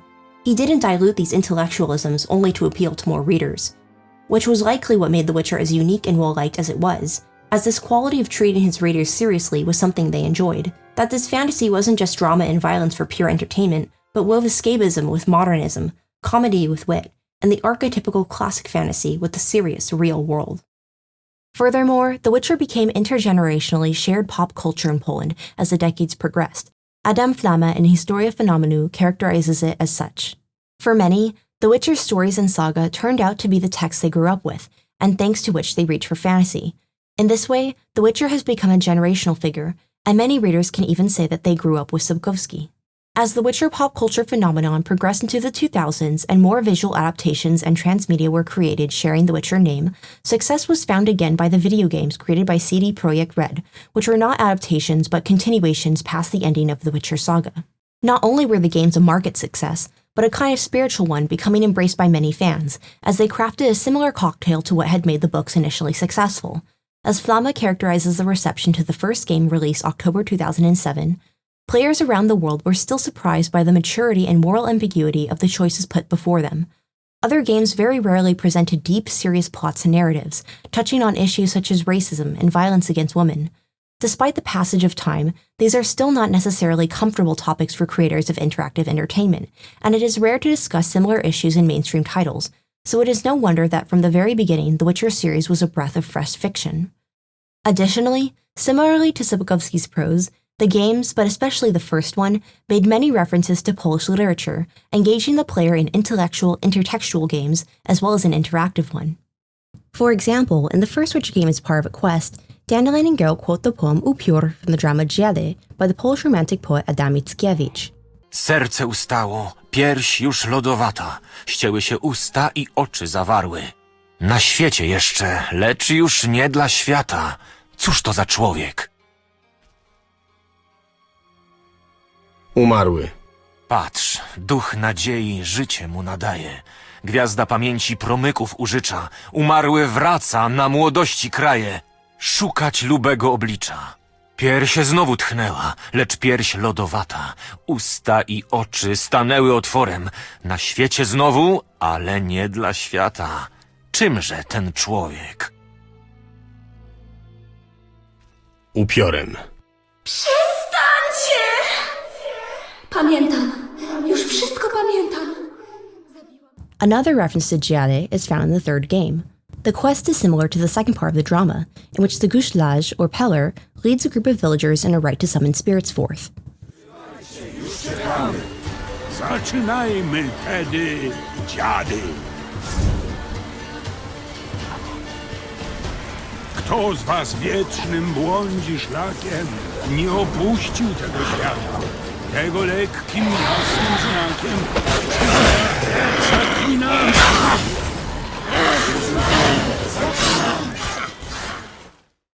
And this is a more commonly known one, but also aside from archetypes of Schlata and Sarmatism inspiring the DLC Hearts of Stone, its main storyline is based on the legend of Pan Twardowski, a sorcerer who sold his soul to the devil, with the condition being that his soul could only be taken when he went to Rome, a place where he never planned to go, the twist being that the devil met him in an inn, by the name of Rome. What do you want? What do you mean, what? Your soul. You forget. The pact states you can take it only once you've fulfilled 3 wishes, and... And we stand together on the moon. Well, what do you know?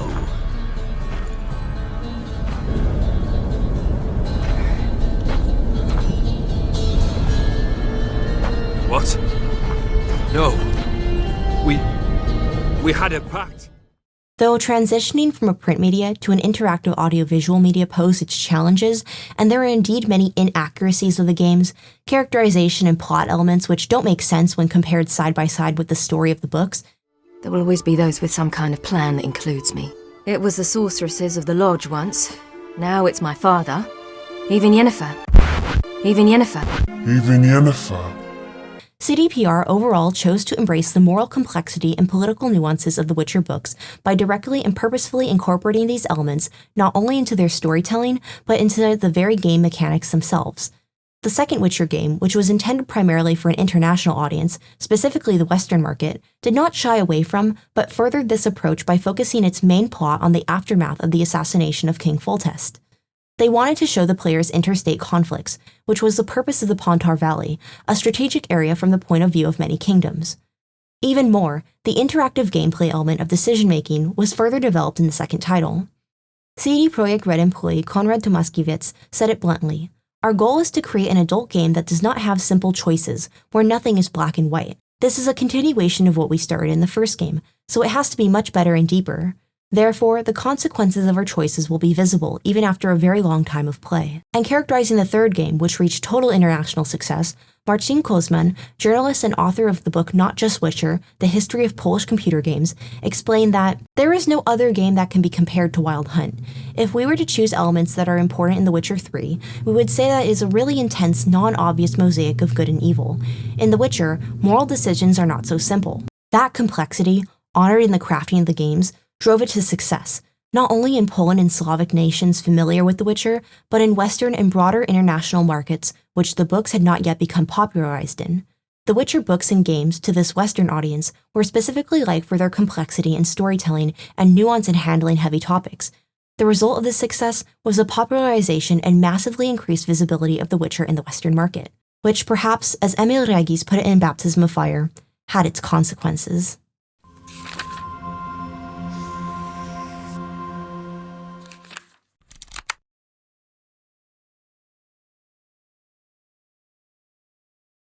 As we first defined Orwellian, let's return to Postman's societal criticism and consider now what defines a Huxleyan society. Like that of Oceania, the world state of Brave New World is also a totalitarian government, but instead of ruling through terror, rules through pleasure, establishing their control through conditioning and continuing it by providing constant petty panem et circenses for their public. In the world state, people aren't born, they're decanted, grown in laboratories raised by the state. The state controls life itself, and quality of life. People in the world state are divided into separate hierarchical castes, named that of the first few letters of the Greek alphabet, alphas, betas, gammas, deltas, and epsilons. The way that these castes are established and maintained is through the poisoning of fertilized eggs with alcohol or other inhibitors to retard growth and mental development, so that the lower castes are literally deficient relative to the upper castes. This poisoning goes even further when taken metaphorically. In childhood, the state poisons the brains of children through various forms of daily conditioning. One of these methods is through hypnopaedia, the suggestion of various opinions, drilled into the children's minds with the constant whisper under their pillow as they sleep. These whispers condition them into innately accepting the caste system, praising the caste above them, and holding bias and prejudice against the caste below them, as well as rationalizing their own caste. Alpha children wear gray. They work much harder than we do because they're so frightfully clever. I'm really awfully glad I'm a beta because I don't work so hard, and then we are much better than the gammas and deltas. Among these whispers are also consumers' tendencies, crafted specifically for every man, woman, and child compelled to consume so much a year in the interests of industry. I do love having new clothes. Old clothes are beastly, continued the untiring whisper. We always throw away old clothes. Ending is better than mending. Ending is better than mending. Ending is better. Thought control, as one can see, takes different methods here than it does in 1984. The people of the world state believe they are thinking for themselves, but their deepest thoughts are actually the result of lifelong conditioning. Furthermore, their satisfaction with society is compulsory. If they manage to find dissatisfaction, are alone with their thoughts, or raise questions about the society they live in, they are faced not with thought police who would report them, but the intense social disapproval from their peers who shame them and remind them of their duties to the state. In extreme cases, they are subject to exile. In either case, what they risk is social isolation and ostracization from the rest of their group. That alone is enough to coerce them into never questioning their society. And that ignorance is made easy for them by the ever-presence of spectacle. They have, quote-unquote, no leisure from pleasure, not a moment to sit down and think. Or, if ever by some unlucky chance such a crevice of time should yawn in the solid substance of their distractions, there is always soma. Soma being a state-prescribed drug of happiness which everyone takes, a literal opiate of the masses. As a result of technology bringing them an infinite supply of distractions, it's considered strange to be alone with one's thoughts, or in private conversation with another. And unfortunately, there is a grisly, sinister reality they should be paying attention to, the crimes of the past and their own present-day oppression. This history is told across snippets in the beginning of the novel, but it's enough to piece together into an eerie backdrop. The world in which Brave New World takes place experienced an event called the 9 Years' War, in which free societies were eliminated through violence. The world went into economic collapse, and totalitarian rule rose to control the remnants of society. At first, the new regime violently suppressed any opposition, but later found the soft and manipulative techniques we see exercised in the novel to be more effective at control. What the people of the world state believe to be a utopia is actually a regime sprouting from the ashes of war and decimation of free societies, a utopia founded on massacres, maintained by vicious propaganda against human nature, mass eugenics and racial segregation, and left entirely unaccountable due to the destruction and censorship of art.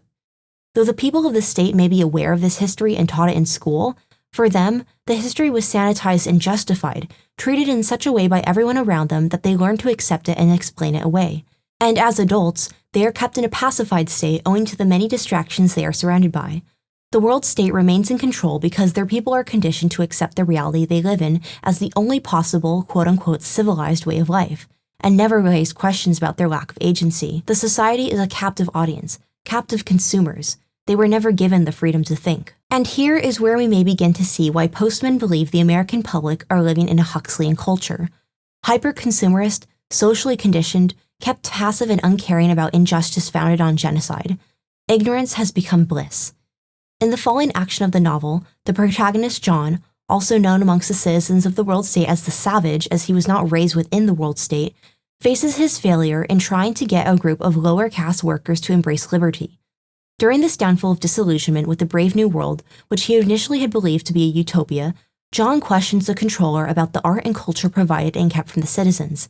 He asks why the works of Shakespeare, the author which raised him, are banned, contrasting the pornographic films enjoyed by the public to that of the classic tragedy Othello. To explain why Shakespeare is prohibited, the controller, Mustafa Mond, reasons that the society of the world state simply couldn't understand it. When John asks, why not, he answers, because our world is not the same as Othello's world. You can't make flivvers without steel, and you can't make tragedies without social instability. The world's stable now. People are happy, they get what they want, and they never want what they can't get. They're well off, they're safe, they're never ill, they're not afraid of death, they're blissfully ignorant of passion in old age, they're plagued with no mothers or fathers, they've got no wives or children or lovers to feel strongly about, they're so conditioned that they practically can't help behaving as they ought to behave, and if anything should go wrong, there's Soma, which you go and chuck out of the window in the name of liberty, Mr. Savage. Liberty, he laughed, expecting Deltas to know what liberty is, and now expecting them to understand Othello. My good boy. Though the American public hasn't yet reached social stability and is, in its current state, perhaps far from happiness, entertainment is so often regarded as a pure source of it, a distraction from the difficulties of life. The problem arises when people become reliant on entertainment to emotionally regulate, when they may not have a friend to confide in about their personal challenges, a political voice to protest injustice, But they do have an hour, or 2, or 3 to doom scroll on TikTok. The conversation between John and Mon continues. The savage was silent for a little. All the same, he insisted obstinately, Othello's good. Othello's better than those feelies. Of course it is, the controller agreed, but that's the price we have to pay for stability. You've got to choose between happiness and what people used to call high art. We've sacrificed the high art. We have the feelies and the scent organ instead. But they don't mean anything. They mean themselves. They mean a lot of agreeable sensations to the audience. But they're told by an idiot, the controller laughed. You're not being very polite to your friend, one of our most distinguished emotional engineers. But he's right, said Helmholtz gloomily, because it is idiotic, writing when there's nothing to say. Precisely, but that requires the most enormous ingenuity. You're making flivvers out of the absolute minimum of steel, works of art out of practically nothing but pure sensation. Mond reasons that it must be so, because the audience could not understand a work involving such social complexity. And furthermore, if one amongst them were to ever feel those strong human emotions, if they could be able to reason and think for themselves, they would become dangerous, a potential contributor to instability, the downfall of the status quo. Thus, the population, kept happy, docile, infantile, will never be given the opportunity to experience a story with complexity, to think for themselves, much less ever critically question their society. The entertainment they're fed reflects this deprivation. In favor of entertainment, high art has been discarded, prohibited, replacing them instead, works of art made of nothing but pure sensation. In May of 2017, shortly following the 2015 success of The Witcher 3 Wild Hunt in Western markets, streaming giant Netflix released their plans to produce an English-language drama television series, having bought the rights to the intellectual property of The Witcher books. Longtime participant within Poland's speculative fiction genre scene and filmmaker with Platige Image, Tomasz Baginski was chosen from the beginning as the executive producer of Netflix's Witcher series. With his experience adapting to Kaiser's Cathedral and the Striga scene from The Witcher, his involvement made the project look promising, as he stated in an initial press release along colleague Jarek Savko. There is a moral and intellectual depth in these books which goes beyond genre. It is a story about today and today's challenges, hidden under a fantasy cover. Sapkowski was also to serve as creative consultant, though perhaps as expected, ultimately had little involvement in the show. By the end of the year, Lauren Hissrich had been announced as showrunner and executive producer. With a background in Marvel-produced superhero dramas, as the co-executive producer of The Defenders and Daredevil, Hissrich did not come to this project with any experience in the fantasy genre. She initially turned down the project, emphasizing her lack of experience and overall disinterest in the fantasy genre. We're heading toward it, but The Witcher, I only know it from Witcher 3, the video game, sitting on my PS4. But there's a whole series of short stories, novels, perhaps. I actually am not familiar with source material. So tell me about how you got involved with the show and what The Witcher is and why you said yes. So I had actually read The Last Wish before Netflix had bought the series and decided they were going to make a television show out of it. Last Wish is the first book of short stories. And it's great. I really enjoyed it, but I read it and I put it back on my shelf and, went back to life. Right. And I was actually working, I'd started working with Netflix on Marvel's Daredevil, and then had worked on The Defenders, and then had started working on Umbrella Academy. And I was approached with The Witcher, and I actually said no.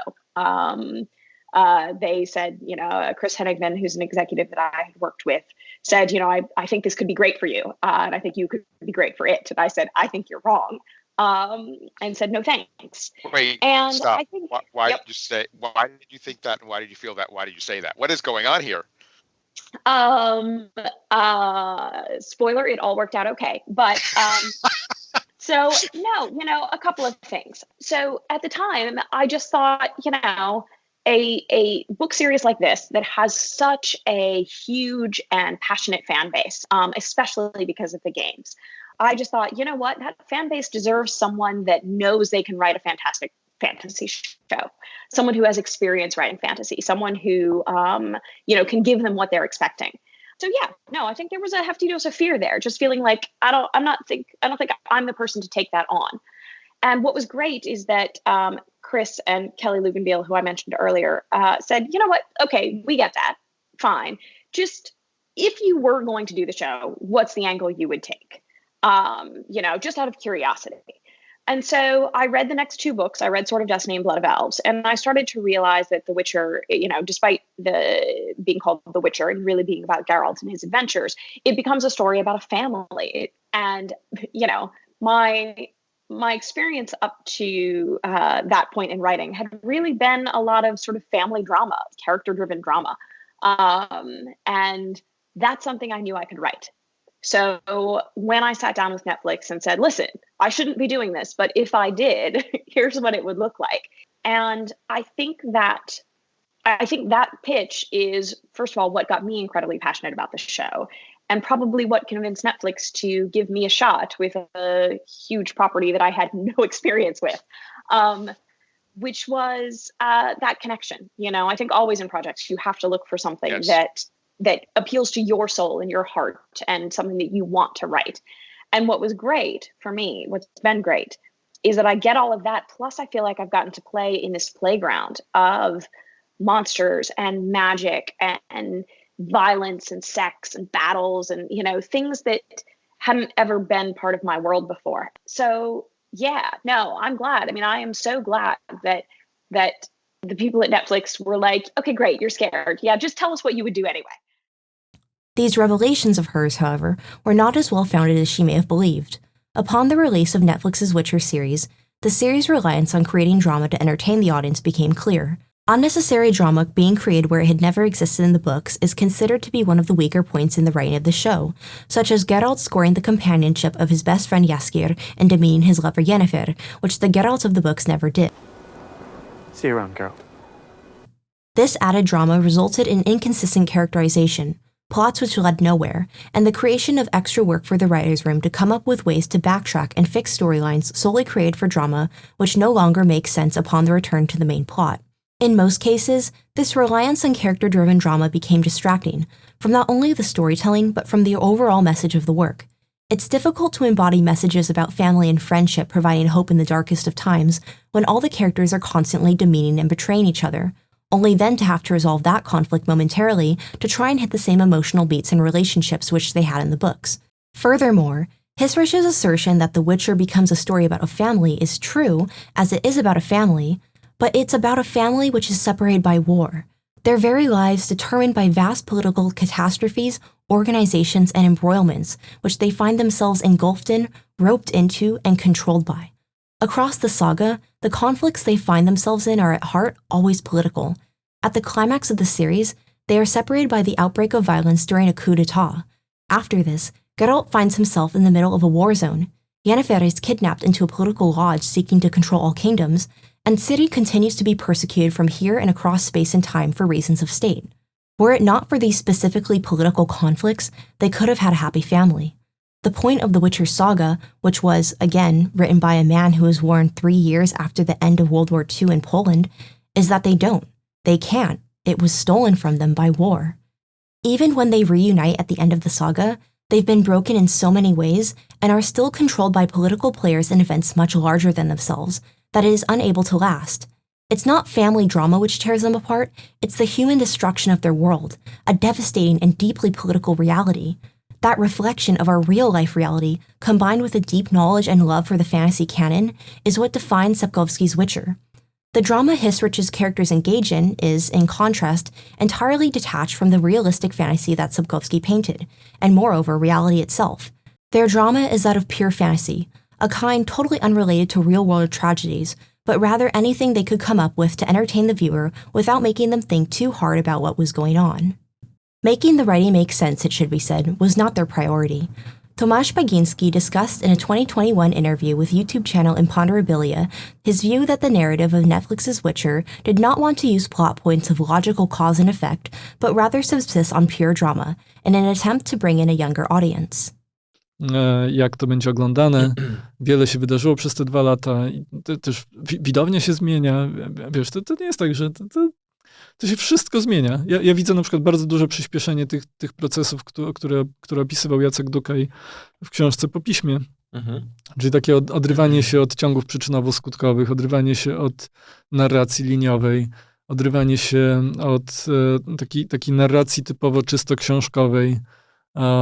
Jak się patrzy na to, kto ogląda seriale, no to im młodsi widzowie, tym tym oni mniej, tym logika na przykład intrygi jest mniej istotna, nie? No bo oni są... co jest istotniejsze? Oni są takie czyste emocje.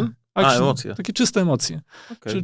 Czyli taki goły miks emocjonalny. No bo to są już ludzie wychowani na TikToku, na YouTubie, którzy sobie skaczą z jednego filmiku na drugi. Mówisz, pamiętaj, że mówisz do takiej osoby. Okej. I teraz może ten powinien taki być poważny i tam, drogie dzieci, to, co robicie swoim mózgom w tej chwili sprawia, że stajecie się coraz mniej wytrzymali na odbieranie długich, skomplikowanych ciągów przyczynowo-skutkowych. Nie, ty mówisz coś innego, co jest pod spodem tego, co powiedziałeś. To co mówisz, to, że nie, wy młodzi, oglądając to, co oglądacie, robicie swoim mózgom to, że ja nie wiem już, jak mam robić serial, żebyście go chcieli oglądać. Nie, ale ja generalnie jakoś tam mam wyczucie, staram się też jakby orientować to jakby na co ludzie reagują, co ludzie oglądają, ale jednak przesuwa nam się troszeczkę takie ostrze tej widowni masowej w stronę kina trochę mniej liniowego, trochę mniej spójnego. I wydaje mi się, że to jest nieuniknione, bo w ogóle czytanie nie jest naturalne dla ludzkiego mózgu. Jest to ogromny wysiłek dla mózgu, w dodatku kompletnie nienaturalny. Coraz większa grupa ludzi nie będzie tego potrzebować, no bo po co pisać, skoro można nagrać, skoro można powiedzieć, skoro można odbierać emocje w inny sposób. Po prostu jest łatwiej to tam sobie obejrzeć, przeklikać i obejrzeć kolejne, niż odbierać narrację książkową i śledzić te wszystkie zwroty akcji, wątki i tak dalej. Though Baginski asserts that emotions can be prioritized over logic in writing narratives for television, the reception of the first season did not show this. An example of logical connections indeed being necessary was their elimination of the short story The Voice of Reason. If you remember earlier in the video, I spoke about how Sapkowski published his first initial short stories in Fantastyka magazine. When it came time in 1993 to publish his last wish, he needed a way to connect these initial short stories together, because he wrote them not yet having a long-term plan for the saga. So to connect them, what he did was write a frame story. A frame story is a literary technique which is a story that either sets up another story to be told or has another story happening within it. Storyception. Voice of Reason, this frame story, helps connect all of the initial short stories and the stories he also later wrote to fill out the book, so that each short story makes sense in context and in relation to each other. Because of Voice of Reason, readers are able to understand a rough time frame of when each story is happening, and more importantly, what they mean to their characters and the effects their outcomes had in the present. The problem, so it seems, which Netflix identified, was that Voice of Reason involves a lot of dialogue and monologue. It's a lot of talking, and talking, as we know, is not action, so it's boring, so they just threw it out. And this led to one of the largest complaints and issues with the first season of Netflix's Witcher, the nonlinear timeline, which confused audiences. The confusing timeline is probably the one consistent criticism which critics and viewers alike had with the show. Fans of Netflix often deflect this by saying, well, the short stories were initially nonlinear and the show is just following the books. But they didn't follow the books. They cut out the intentional structural component, tore out the load-bearing wall which made the entire book make sense. This is an example of why dialogue, exposition, the boring stuff, is sometimes necessary. Now, I would not be the first to say that this omission of long and complex narrative in favor of just pure emotions is evident in the writing of the Netflix show. I wouldn't even have to accuse them of it, for randomized writing is something that they're actually proud of. In 2021, Hisrich posted online about the unintentionality of her writing method, saying that when she struggled to write a line, she quote-unquote pulled blindly out of the bowl. This flex of amateurity was accompanied by a picture of said bowl in which infinitely deep and complex fragments of dialogue such as "so what" and "indigestion" can be spotted. Brilliant dialogue such as this was not edited out in later revisions of the writing process, and similar lines can be found in the final series, such as in the first episode of Season 2. Whereas the Geralt of the books comforted Ciri in the midst of her nightmare. The campfire had already died down. The birch logs were red and luminous, occasionally crackling, giving off tiny spurts of blue flame which illuminated the white hair and sharp profile of the man wrapping a blanket and sheepskin around her. Geralt, I'm right here. Sleep, Ciri. You have to rest. We've still a long way ahead of us. Geralt? What, Ciri? What did he do to me? What happened? What did he do to me? Who? The knight. The black knight with feathers on his helmet. I can't remember anything. He shouted and looked at me. I can't remember what happened, only that I was frightened. I was so frightened. The man leaned over her, the flame of the campfire sparkling in his eyes. They were strange eyes, very strange.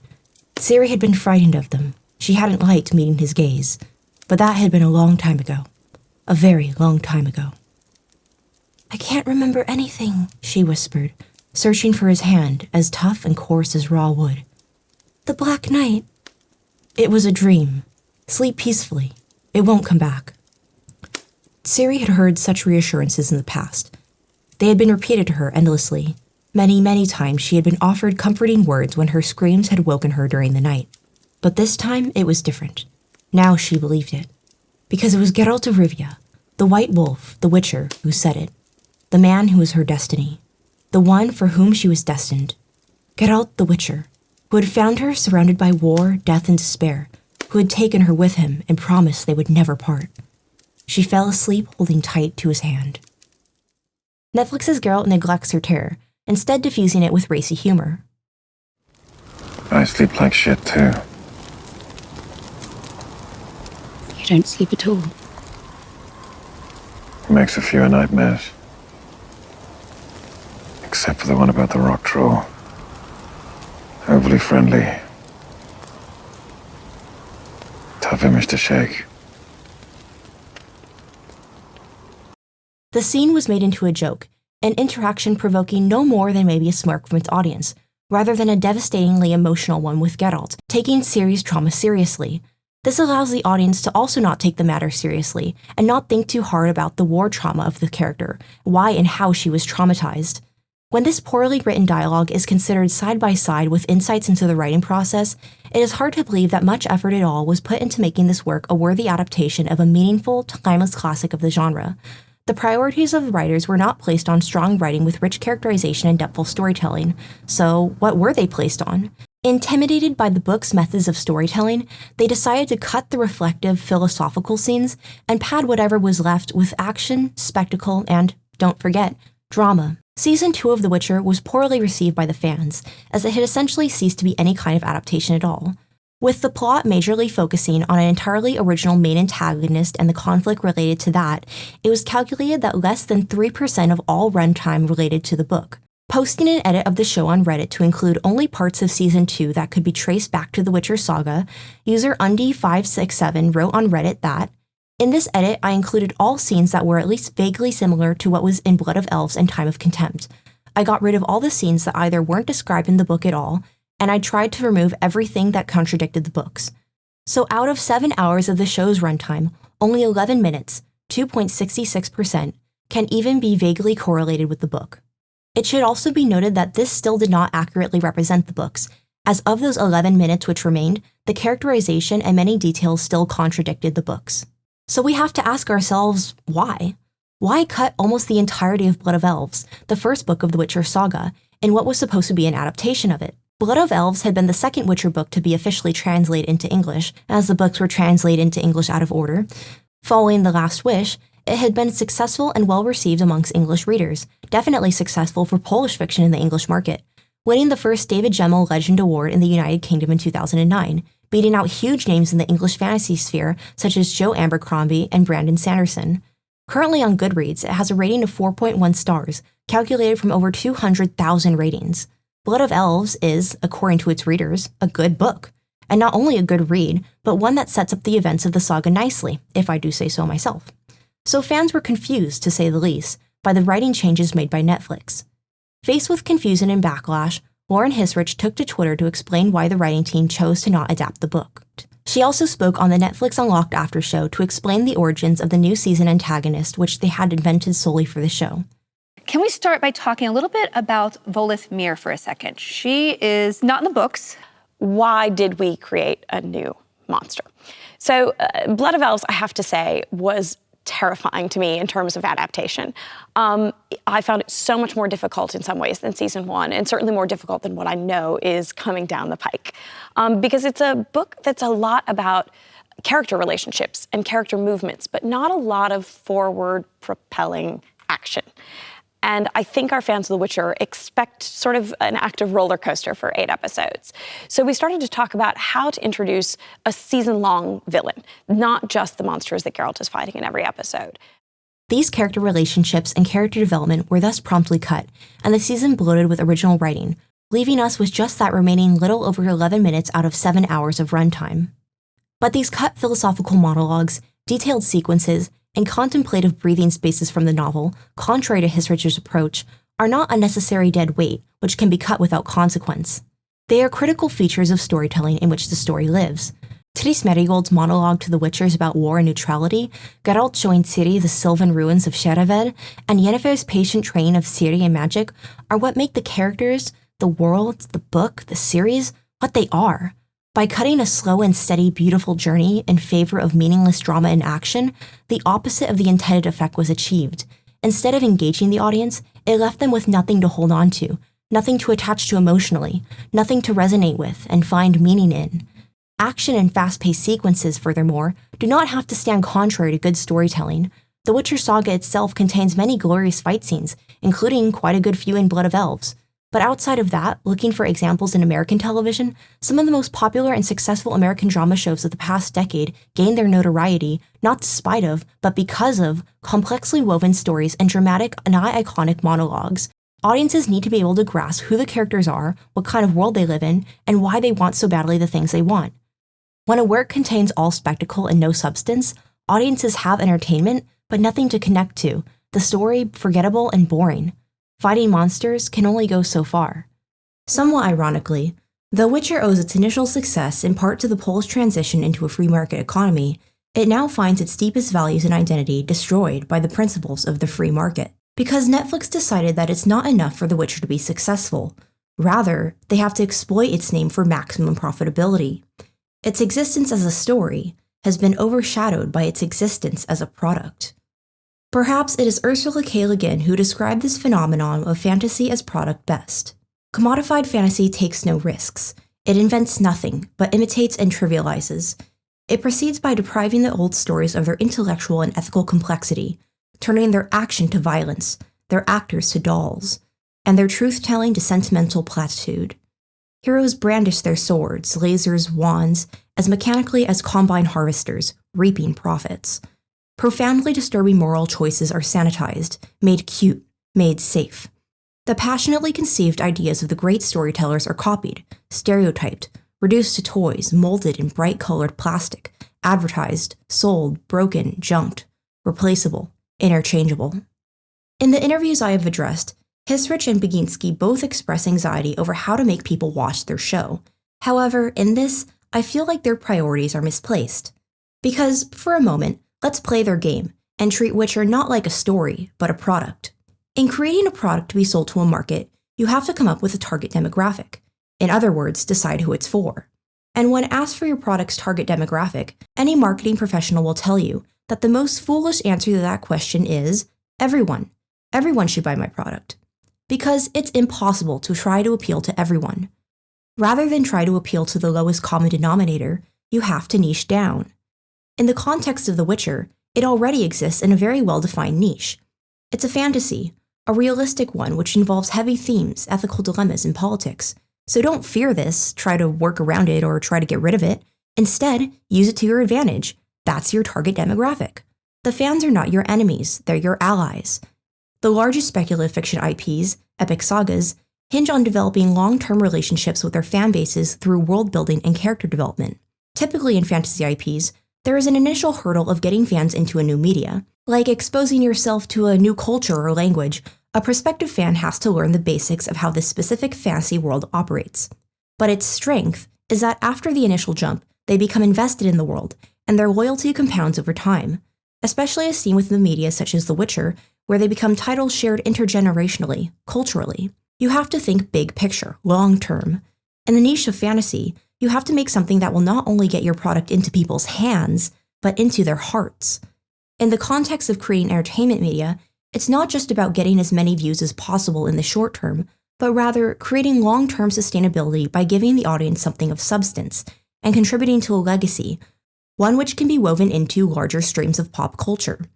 To use an analogy, Over time, caring for a milk cow will become more profitable and more useful than immediately butchering it. This is the value of a well-defined, well-enjoyed intellectual property. The Witcher books and games achieve this over the past 30 years because they prioritize their product experience, so to say.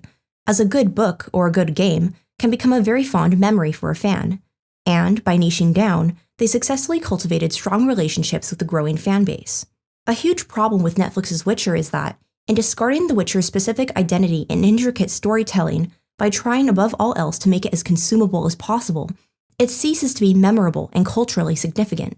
Their approach to treat The Witcher like a Marvel superhero show is flawed, because The Witcher, if it even has to be said, is not a story about superheroes. Certainly, though Geralt, Ciri, and Yennefer are all superhuman in some way, through genetic mutation, the Elder Blood, or magic, rather than a story about their power, The Witcher is a story about their absolute powerlessness. Of course, it was not Netflix's priority to explore crucial themes such as this. They wanted the show to be watched, but they didn't want the show to say anything. And at that point, the creators became emotional engineers, not writers. Additionally, and perhaps contrary to popular belief, the emphasis on action and spectacle over storytelling was not only a problem plaguing the direction of the second season, but had been an issue since the beginning. Director Alik Sakharov, in an interview with Forbes Russia following the production of Season 1, addresses the creative differences which led to multiple of his scenes being reshot before release, culminating in his ultimate decision to leave the production. You see, in my perception, Eastern European literature has a completely different pace. It is no coincidence that Andrzej Sapkowski has so many different storylines and characters. The producers set the task of setting the adaptation at an action pace and filling it with colorful special effects. That was their vision. My vision was very different, and I tried to convey it to them, giving my arguments. Unfortunately, I was not considered convincing enough, so I decided to leave the project.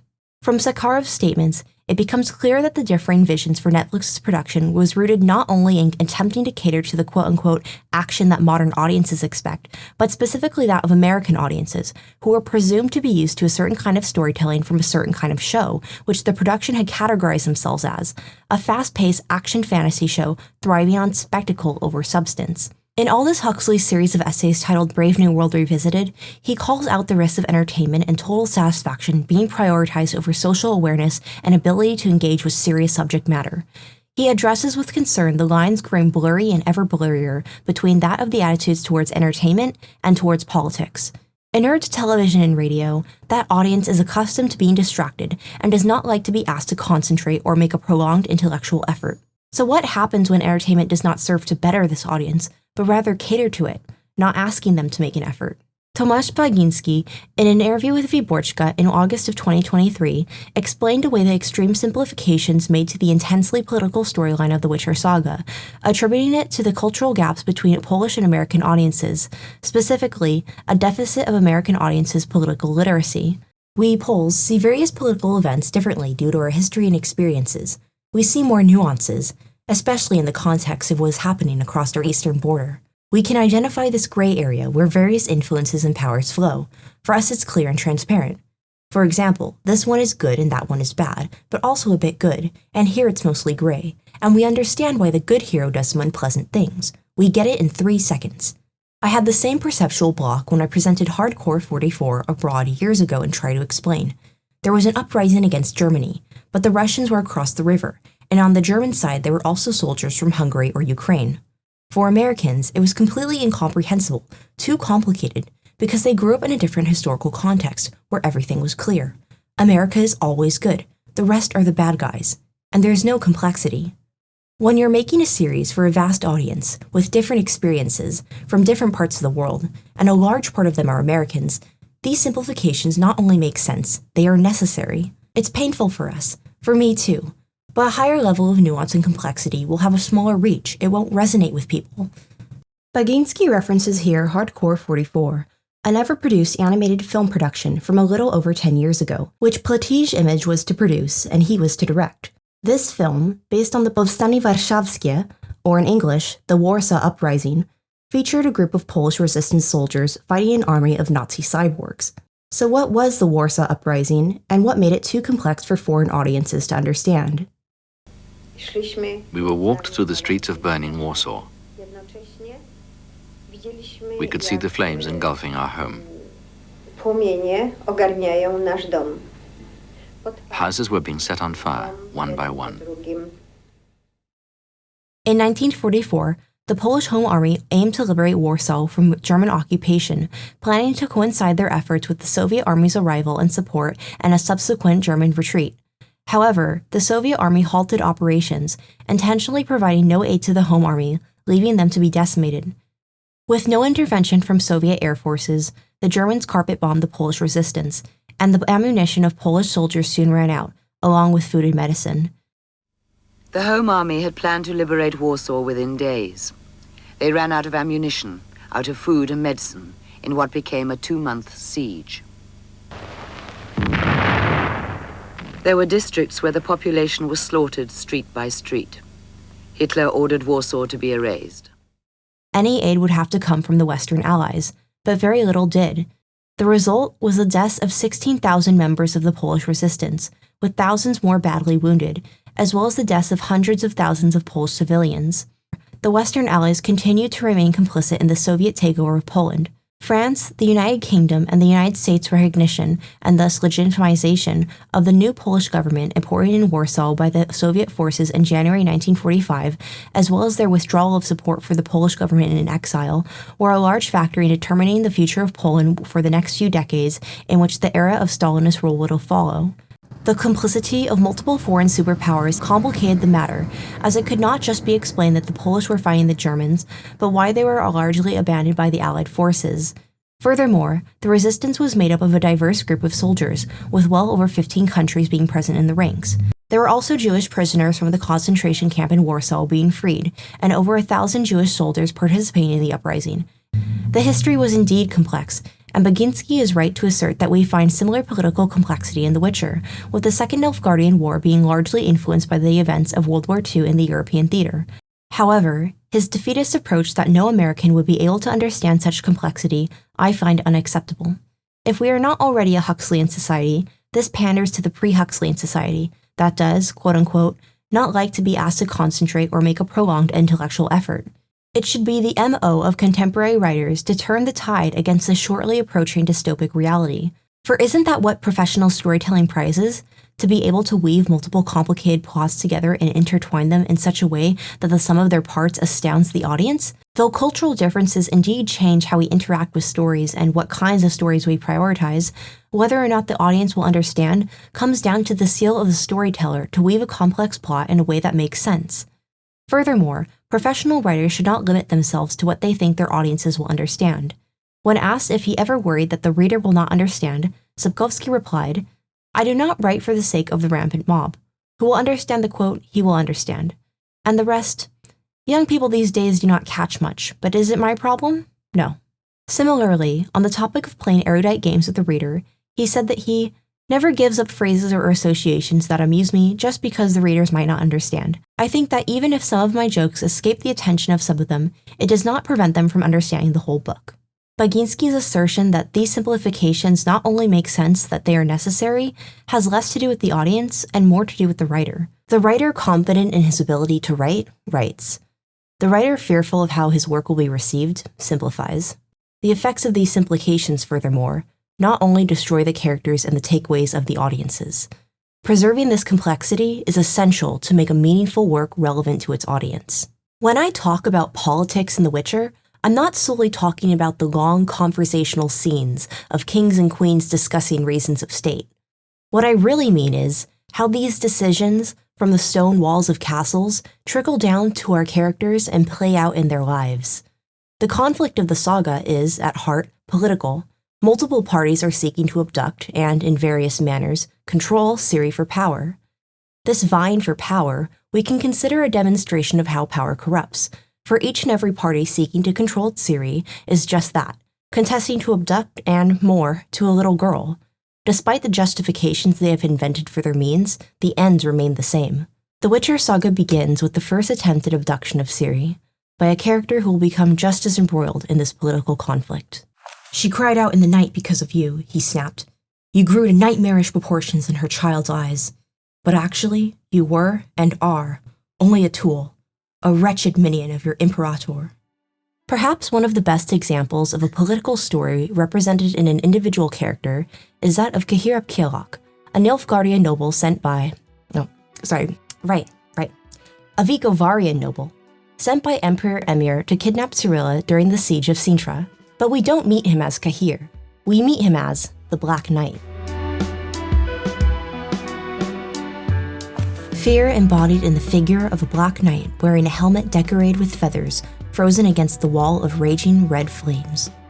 The rider spurs his horse, the wings on his helmet fluttering as the bird of prey takes to flight, launching itself to attack its helpless victim, paralyzed with fear. The bird, or maybe the knight, screeches terrifyingly, cruelly, triumphantly. Eyes blaze through the slit in the huge winged helmet. The black cloak veils everything. A nightmarish figure that returns to Ciri in her dreams, haunted by her capture and the fire engulfing her city. This figure is barely human. It's monstrous. He is pure fear, pure evil. And Ciri, rightfully, when she's recovered, wants to destroy him. Those Nilfgaardians are going to pay for my grandmother, pay for everything. I haven't forgotten. Be quiet, growled Lambert. Don't butt into grown-ups' conversations. Oh, sure. The girl stamped her foot, and in her eyes a green fire kindled. Why do you think I'm learning to fight with a sword? I want to kill him, that Black Knight from Sintra with wings on his helmet, for what he did to me, for making me afraid. And I'm going to kill him. That's why I'm learning it. This Black Knight is not a person, but a symbol of Sintra's destruction and her trauma. In this way, he is seen as something other, inhuman. But war, invasion, the raising of Sintra is human, very human, and it turns out that the Black Knight is too. When confronted on the Isle of Tanid during the coup, in which he has been sent again to abduct her, she is able to fight back this time, but unexpectedly does not kill him. He quickly traps Ciri, who is pinned into a corner. You will not touch me, she screamed, drawing her sword. You will never touch me again. I have to. I am carrying out orders. Ciri's fear subsided, to be replaced by savage fury. Her tense muscles, previously frozen in terror, began to work like springs. All the moves she had learned in Kaer Morhen performed themselves, smoothly and fluidly. The knight staggered and dropped to one knee as a stream of scarlet blood spurted from beneath his spalder. Screaming fiercely, Ciri whirled around. Fury and madness had utterly blinded her, and she saw nothing except the loathsome wings. The black feathers were strewn in all directions. One wing fell off, and the other was resting on the bloodied spalder. The next blow knocked off his helmet, and Ciri jumped back to gather momentum for the last mortal blow. She did not strike. There was no black helmet, no raptor's wings, whose whistling had tormented her in her nightmares. There was no Black Knight of Sintra. There was a pale, dark-haired young man with stupefyingly blue eyes and a mouth distorted in a grimace of fear, kneeling in a pool of blood. The Black Knight of Sintra had fallen beneath the blows of her sword, had ceased to exist. Only hacked-up feathers remained of the forbidding wings. The terrified, cowering young man bleeding profusely was no one. She did not know him. She had never seen him before. He meant nothing to her.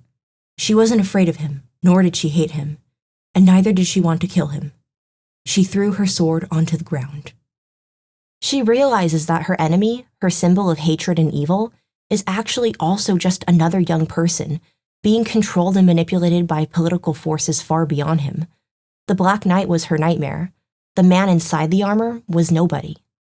We later learn more about this story, from his point of view. We learn how he was coerced into being sent on these missions to kidnap her, how he wasn't compelled to do it out of personal evil, but orders. A soldier doesn't question orders, said Cahir, feeling the dressing on his head. Doesn't analyze them, doesn't ponder over them, doesn't wait for them to be explained to him. That's the first thing they teach a soldier where I come from. So you can understand that not for a second did I ever question an order which was issued to me. The thought of why I had to capture a Cintrian princess didn't even cross my mind. An order's an order. I was cross, naturally, because I wanted to taste fame, fighting against the knighthood, against the regular army. But working for the intelligence service is also treated as an honor where I come from. If it had only concerned a more taxing task, a more important prisoner. But a girl? We learn of his own personal fallout from the failed kidnap, how he broke down and was punished. She fell asleep. So did I, from fatigue. When I woke, she wasn't beside me. She was nowhere to be seen. I don't recall the rest. Those who found me claimed I was running around in circles, howling like a wolf. They had to tie me up. When I had calmed down, I was taken in hand by intelligence agents, Vatier de Riro's subordinates. They wanted to know about Cyrilla, where she was, where she fled to, how she gave me the slip, why I let her escape. And again, from the beginning. Where was she? Where had she fled to? Infuriated, I yelled something about the Emperor hunting a little girl like a sparrowhawk. For that, I spent a year locked up in the Citadel. But then I was back in grace, for I was needed. On Tanid, they needed someone that spoke the common speech and knew what Ciri looked like. The Emperor wanted me to go to Tanid, and not to fail this time, but bring him Ciri. From Cahir's story, we learn the other side. We learn that the perpetrator is also sometimes a victim, in a different sense, in a different way.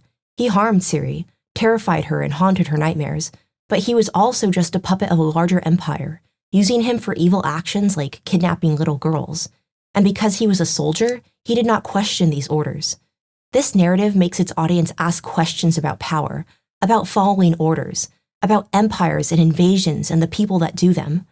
Evil comes in all shapes and sizes, and many times is not the objective of the people carrying it out.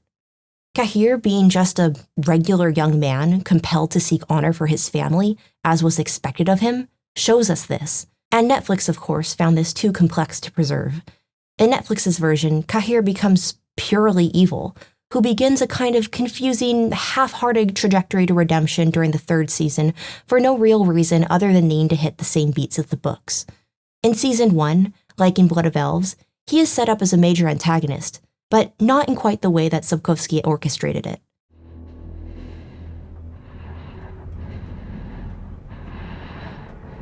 Don't scream. Instead of being a distant, haunting, and nightmarish figure made inhuman by a child's memory, he is an ever-present persecutor of Ciri. He is not a special agent sent in, but instead slaughters on the battlefield at Mardinal, and loses Ciri not by falling exhausted like a regular person, but by accident when she loses her powers. And instead of mentally breaking down when he loses her, as a young man under an immense amount of pressure, vulnerable and pitiful, he is viciously angered and continues to track and terrorize her throughout the season, enlisting the help of other evil baddies to carry out his evil plans. This simplification of the story makes a political, complex, compelling character worthless. Because what does this say about soldiers, war, humanity? It says nothing, because a cartoonishly evil antagonist is nothing. And a part of me wonders if these changes were intentionally made because of the imperial nature regarding Cahir's role as antagonist. Cahir's role as a soldier, ordered to evil actions out of honor and allegiance to his nation, could potentially be relatable to an American audience, the United States being a modern imperialist superpower. For its Polish audience, this invader figure was familiar.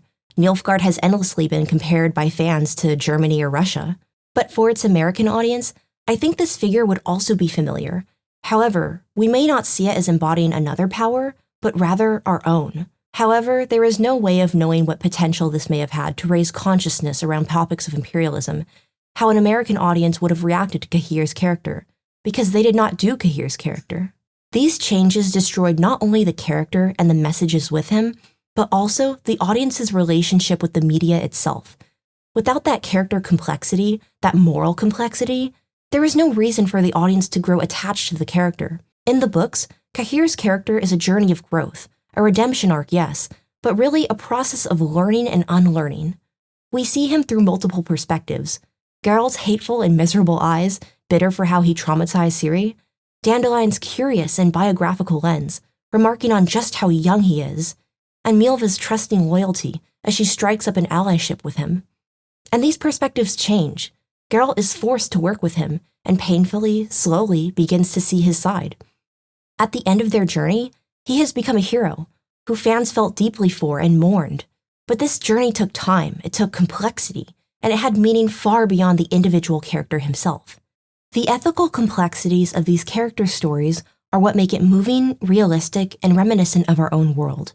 The decision to reduce and simplify this story down in hopes of reaching a lowest common denominator of an audience resulted in a travesty of an adaptation.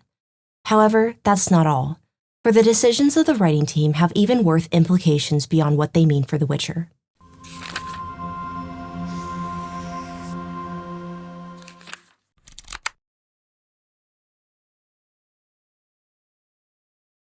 In a time in America of increasing political division and extremism, ignorance on a mass scale of pressing, frightening world issues, and the reduction of important political leadership into nothing more but entertainment, cutting out the politics, throwing out the nuance of an inherently political work in order to sell it more, not only makes the production team at fault for a travesty of Sapkowski's work, but complicit in the growing political illiteracy of their American audiences.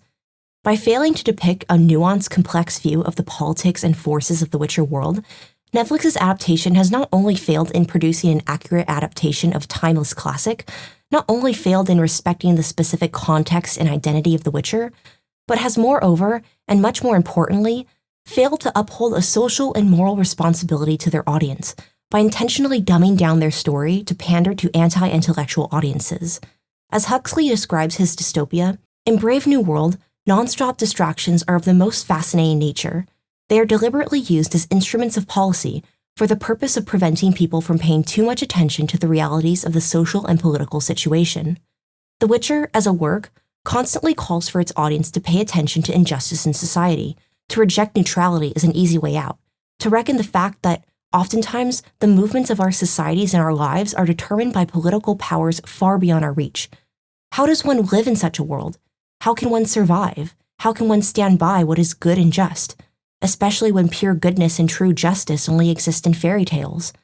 These are the questions The Witcher asks, demands, of its audience, all wrapped up in a story about a little refugee girl, homeless after the invasion of her home by imperial occupiers, separated from her parents in the wake of political chaos. In essence, The Witcher is intended to wake people up to the political reality surrounding them, not pander to ignorance. Being a fantasy work does not hinder, but enhances its capacity to provoke the reader to ask questions and wrestle with the moral and ethical complexities with which they are presented. By not involving real-life politics, but situations very greatly resembling those of real life, The Witcher creates a space for debate less restricted by preconceived ideas about which group is bad and which is good. But not asking these questions, not holding these debates, censoring these complexities, reduces the spaces available to engage in societal and worldly consciousness. Fahrenheit 451, a dystopian novel by American author Ray Bradbury, features a book-burning, ignorant society that relishes entertainment while remaining ignorant of political realities. And that ignorance makes them uncaring, and therefore culpable, for the violence enacted by their nation upon others. In this passage, the protagonist Guy Montag, a book burner coming to realize the errors of his ways, vents his frustration about his society. The bombers crossed the sky over the house, gasping, murmuring, whistling, like an immense invisible fan, circling in emptiness. Jesus God, said Montag. Every hour so many damn things in the sky. How in hell did those bombers get up there every single second of our lives? Why doesn't someone want to talk about it? We started and won 2 atomic wars since 2022. Is it because we're so rich and the rest of the world's so poor and we just don't care if they are? I've heard rumors. The world is starving, but we're well fed. Is it true the world works hard and we play? Is that why we're hated so much? I've heard the rumors about hate too once in a long while over the years. Do you know why? I don't, that's for sure. Maybe the books can get us half out of the cave. They might stop us from making the same damn insane mistakes. I don't hear those idiot bastards in your television parlor talking about it. Like in Brave New World, entertainment as distraction has become an instrument of policy. Entertainment entertains, but art asks questions and requires its audience to ask them as well. It has often been touted by fans and critics, including Baginski, that Americans are incapable of understanding The Witcher for their lack of context and experience relating to Polish culture, history, and language. While this opinion may hold true in some regards, after all, in the translation of language, for instance, one will always find the untranslatable, and some elements will indeed become incomprehensible without sufficient cultural context provided. Nevertheless, I believe that there are 3 dangers created by taking this position. Firstly, there is a danger in reducing all Americans down to a monolith, a sheltered population for which the subjects of political oppression, political complexity, and deprivation of independence are alien and foreign, mythical and fantastic. To the contrary, I believe that many American populations can relate, yes, indeed from their personal experience, to these heavy themes and subjects. No, perhaps not from the uniquely Polish perspective, but no one claimed they must relate only from that perspective.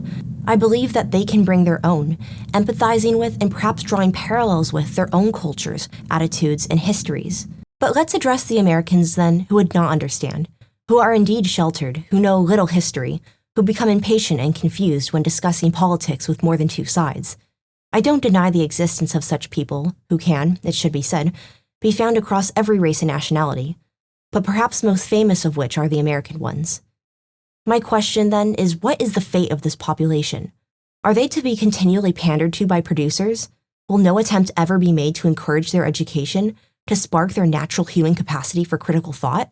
The fatalistic viewpoint that no one, not a single one of the sheltered population would ever make an attempt to educate themselves and adopt a broader worldview is unsatisfactory to me. At a time in which information is more readily and easily available than ever, it is a trifle to broaden one's perspectives. Nothing but the culture they're surrounded by truly prevents them from learning and developing empathy, and that is the issue we should be seeking to fix. The culture, not the people, is the problem. This is a second danger I'd like to warn of, conflating the people with the popular cultural attitudes surrounding them. This ignores the fact that people are both perpetrators and victims of their societies. What we should be encouraging is not complacency with the status quo, but the innate human capacity for change. Choosing to see one's audience as Americans sheltered and simple-minded, youth with attention span deficits, and gladiatorial crowds thirsty for blood, before seeing them as human beings with minds, hearts, and souls, not only self-limits the artistic and intellectual capacity of one's work, but also the capacity of the audience's depth of engagement. A shallow work will only ever be understood shallowly. A deep work may be understood shallowly by some, even most, but will remain deep for those who choose to challenge themselves to explore those depths, a proportion of the audience which may have grown over time, persuaded by a great story and compelling characters. By accepting it as an immutable fact that Americans will not understand, one implies that they could never understand. The people are depicted as unchanging and therefore unsalvageable. But the American people, unlike the citizens of the world state of Huxley's Brave New World, are not limited by genetic sabotage, restricting them to lower levels of intelligence. Rather, they are limited by their culturally absorbed attitudes which reward anti-intellectual, anti-human behavior, attitudes which readily simplify political complexity into two easily understood sides, attitudes which do not expect anything of people other than to remain in a state of political disengagement and lack of empathy. Which leads to my third point, that the oversimplification of politics for American audiences, by perpetuating the disengagement of the American public, in turn, whether intentionally or unintentionally, becomes a tool of American violence. Baginski's assessment that Americans grew up in a different historical context where everything was clear, America is always good, the rest are bad guys, maybe is true insofar as a misperception which many Americans understand to be true, but ceases to be true when applied to reality. The idea that America is always good, the rest are bad guys, is a deliberate propagandistic myth created to justify the crimes and complicities of American imperialism, a myth sanctioning atrocities past, present, and future, a myth which it should be our aim to disprove and ultimately destroy. There is a huge danger in taking the simplistic view that there are only good and bad sides in politics, and that your side is always the good one. It allows whatever is deemed your side, the good guys, to commit atrocities without question. Baginski spoke of the Warsaw Uprising and how Western audiences couldn't understand it.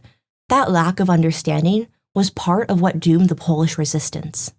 George Orwell put it in his reflection on the British culpability of the Soviet abandonment of the Polish forces.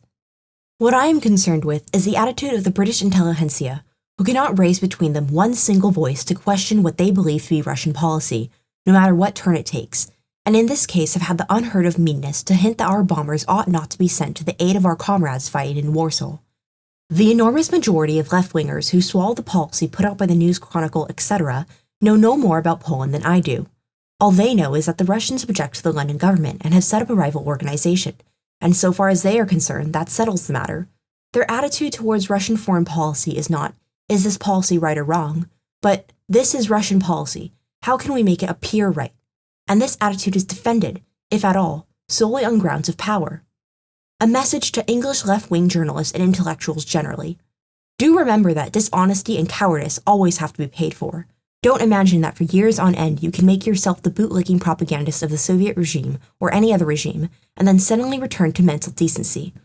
He later characterized this nationalistic attitude as indifference to reality in his 1945 essay, Notes on Nationalism. All nationalists have the power of not seeing resemblances between similar sets of facts. A British Tory will defend self-determination in Europe and oppose it in India with no feeling of inconsistency. Actions are held to be good or bad, not on their own merits, but according to who does them, and there is almost no kind of outrage. Torture, the use of hostages, forced labor, mass deportations, imprisonment without trial, forgery, assassination, the bombing of civilians, which does not change its moral color when it is committed by our side. Mass media, created with the mindset of simplifying politics for an American audience, becomes complicit in the excusal of American crimes. That media instead needs to challenge this nationalist attitude by presenting them with stories of higher complexity and nuance, by depicting situations where this one is good, that one is bad, but also a bit good, and here it's mostly gray.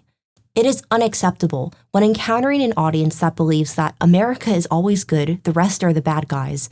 Instead of challenging this mindset that has literally been at fault for hundreds of thousands of deaths spanning across centuries of imperial and colonial history, that one instead chooses to uphold that propaganda, to say, yep, that's correct, there is no complexity here. You don't need to make an effort to understand it, either here in fantasy or there in the real world. That is not only wholly degrading for an artist, but even just morally and ethically wrong, as a leader in the production of a mass media that has the potential to shape a future and a generation. The fictional lens is a valuable catalyst for sparking discourse and critical thinking, especially amongst audiences who would rather remain politically disengaged when it comes to real life. If a nuanced political perspective could make mainstream programming wrapped up in the excitement and anticipation of a genre show, and that series could not only entertain its audience, but challenge them with complicated situations, requiring them to think, empathize with character stories they may have never ever considered themselves to be like otherwise, yes, adapt The Witcher to an American perspective, in a way that will challenge them. You don't have to do much, because it's already the perspective of a child refugee, her home and everyone she knew raised by invading forces, lost and desperately seeking her father in a war-torn landscape, of an imperialist soldier trained to never question orders, reckoning with his crimes, and coming to realize the terror his country has ordered him to incite, of a solitary neutralist who believes that he will take neither side until he begets a family and realizes just how high the stakes are. With stories like these, maybe the audience would begin to see the intended similarities between the fantasy world and their own, and unlearn simplification. Art, it is said, should comfort the disturbed and disturb the comfortable. Add to this the many social issues from the books, including climate degradation, religious fanaticism, persecution of minorities, and repression of women, and what one expected to be just a simple show could have established solid ground for critical thinking and meaningful conversation around these issues. By depicting characters, situations, and governments reflective of real-life ones, as the Witcher books do, a tangible structure could be provided for the audience to begin to engage with complexity, from which they could potentially transfer newfound critical thinking skills to understand their own political context, which, underneath propagandic lies, is indeed indubitably complex, with not red, white, and blue, but instead many different shades of gray.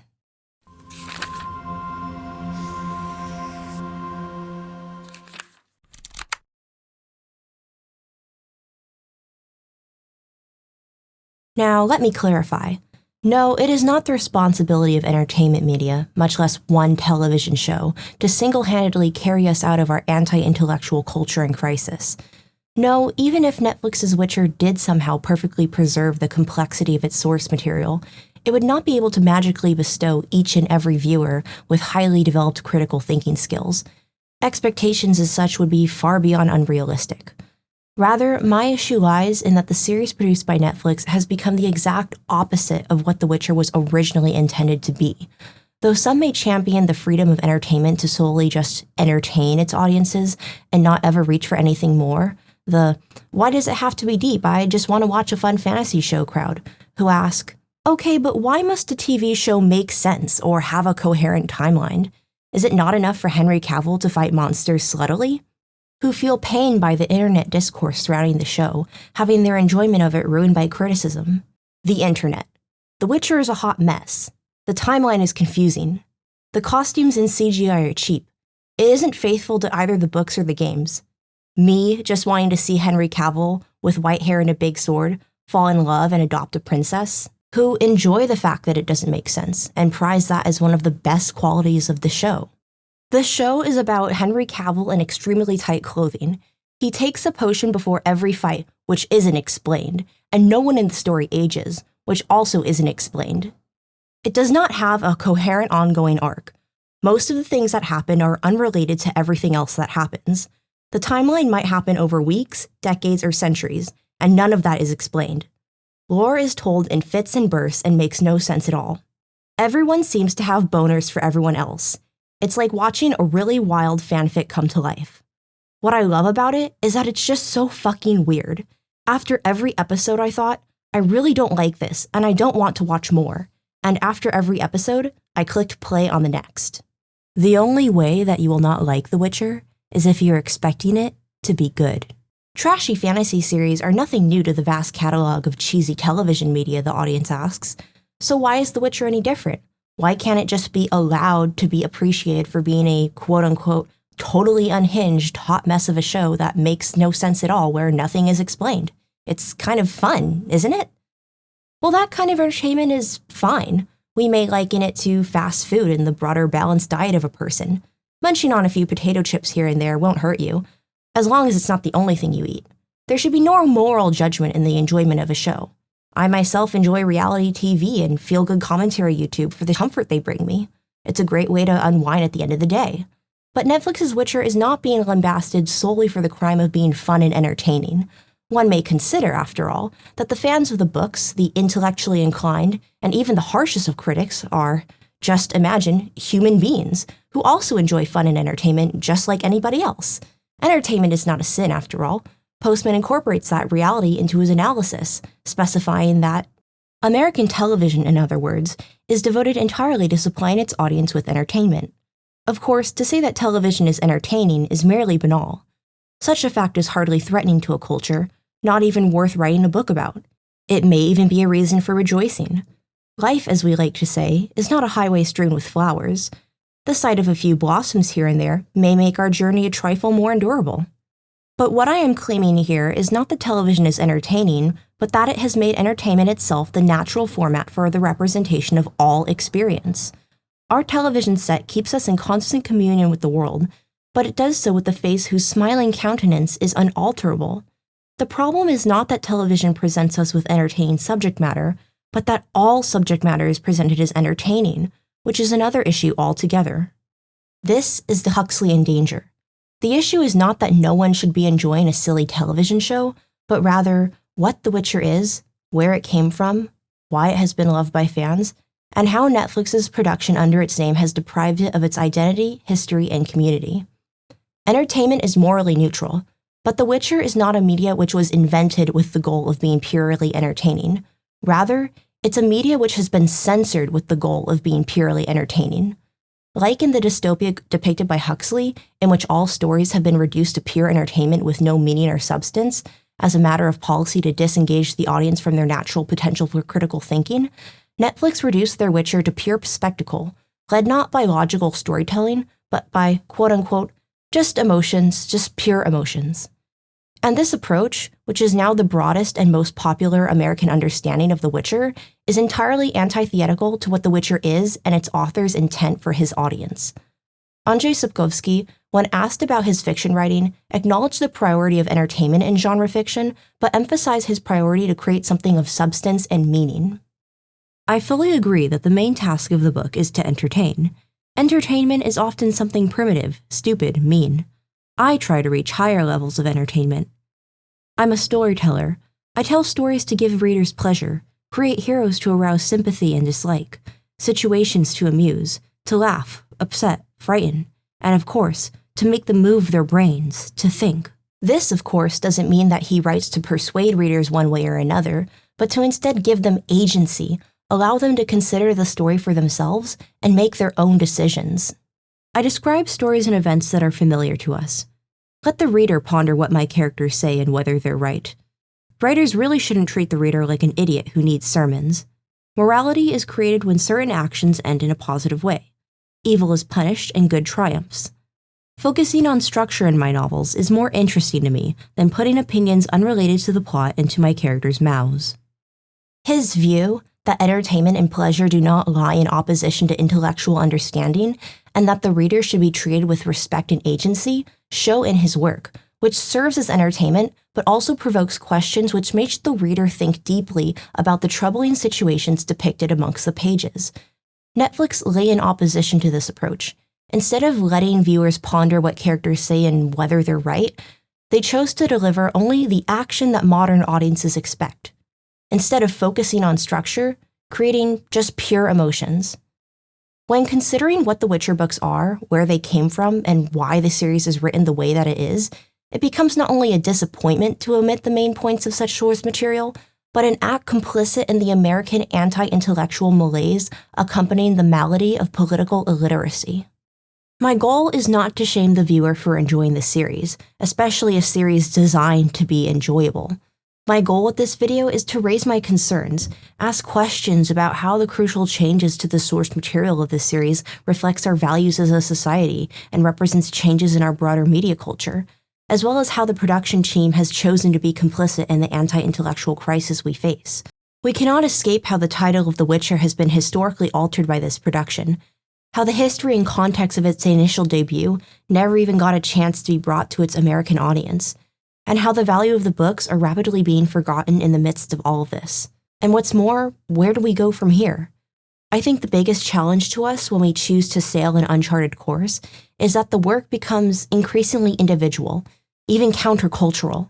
When we are surrounded by a culture telling us to buy new things and forget the old, expecting us to engage in politics simplified down to just two easily understood sides, rewarding us for consumerism and admonishing us for critical engagement, just shut up and enjoy the show, let people enjoy things. We are effectively not only dissuaded from, but isolated in the act of seeking intellectual engagement. But yet, I think we have a choice in the kinds of actions we take. And I think that the answer to this problem lies not in our present or our future, but perhaps in our past. The fandom activists of the 1980s who led the Polish speculative fiction fandom relied not on their individual selves, but on their community to resist their environment. In producing Fantastyka, they resisted their Orwellian, or near-post-Orwellian, environment. They carefully selected works which would sometimes challenge the reader, engaged their audience by asking them to share their own opinions, and disseminated this information in an accessible format which could be easily shared and understood. In total, curating information to disseminate in an accessible format that would engage readers to provide a resource and keep the community alive. I told you we'd come back to this. So these methods, which worked in resisting an Orwellian society, I think could also be used to resist a Huxleyan society. Orwell's and Huxley's dystopias, after all, despite taking opposite measures, ended in the same thing: the molding of a servile and anti-intellectual people, deprived of the ability to think for themselves. The specific methods Fantastyka used, however, are subject to change with the times. For instance, I'm reaching you now through a YouTube video and not a print A4 magazine. However, the broader goals remain the same. I seek to connect the community by engaging it in critical thought, a gadfly of sorts. And critical thinking, it just happens, is an inherently social activity.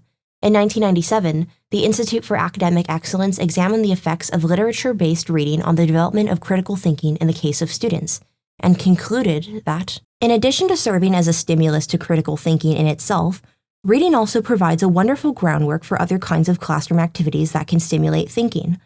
Book discussions of all kinds can also help students engage with the challenges of the text and reinforce the social nature of critical thinking. Everyone has the ability, the natural capacity, to reflect and think for themselves. This kind of activity, this approach, is what I strive for as a fan of The Witcher. I think it's the way out of our predicament. And I'm not alone in this intentional and thoughtful approach, seeking to use the tools most readily available to us to share art and foster connection.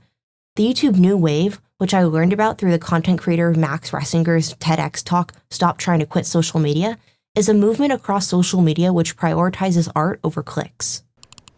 I really don't think consumption is the problem. I think it's what we're consuming. And creating art on social media and publishing that art can be part of the solution to offsetting this epidemic. I think that I can create content that means something, that has a purpose, that isn't forced into oversimplification. It doesn't have to be for everyone, no, but the people who it is for, I think, will understand, and perhaps we can build something from those that do. A hallmark of the fantasy genre is, after all, a journey, a group of people traveling towards some goal. In other words, a quest, the search for the Grail. And the essence of the hero is a journey, not only what he seeks, but the friends he makes along the way. What distinguishes the dystopias described by Orwell and Huxley from those of real life is that the fictional ones are infinite. They're unable to be defeated, and there is no hope of revolution ever occurring. In The Rising Action of 1984, the protagonist Winston believes that if there was hope, it lay in the proles, that if only they could somehow become conscious of their own strength, if they chose, they could blow the party to pieces tomorrow morning. However, by the end of the novel, he realizes that the party will never be defeated because their power is infinite. They control every aspect of human life, and through the rewriting of language, are soon to even eradicate the very concept of rebellion. As history is being rewritten by the party every second, nothing exists except the party.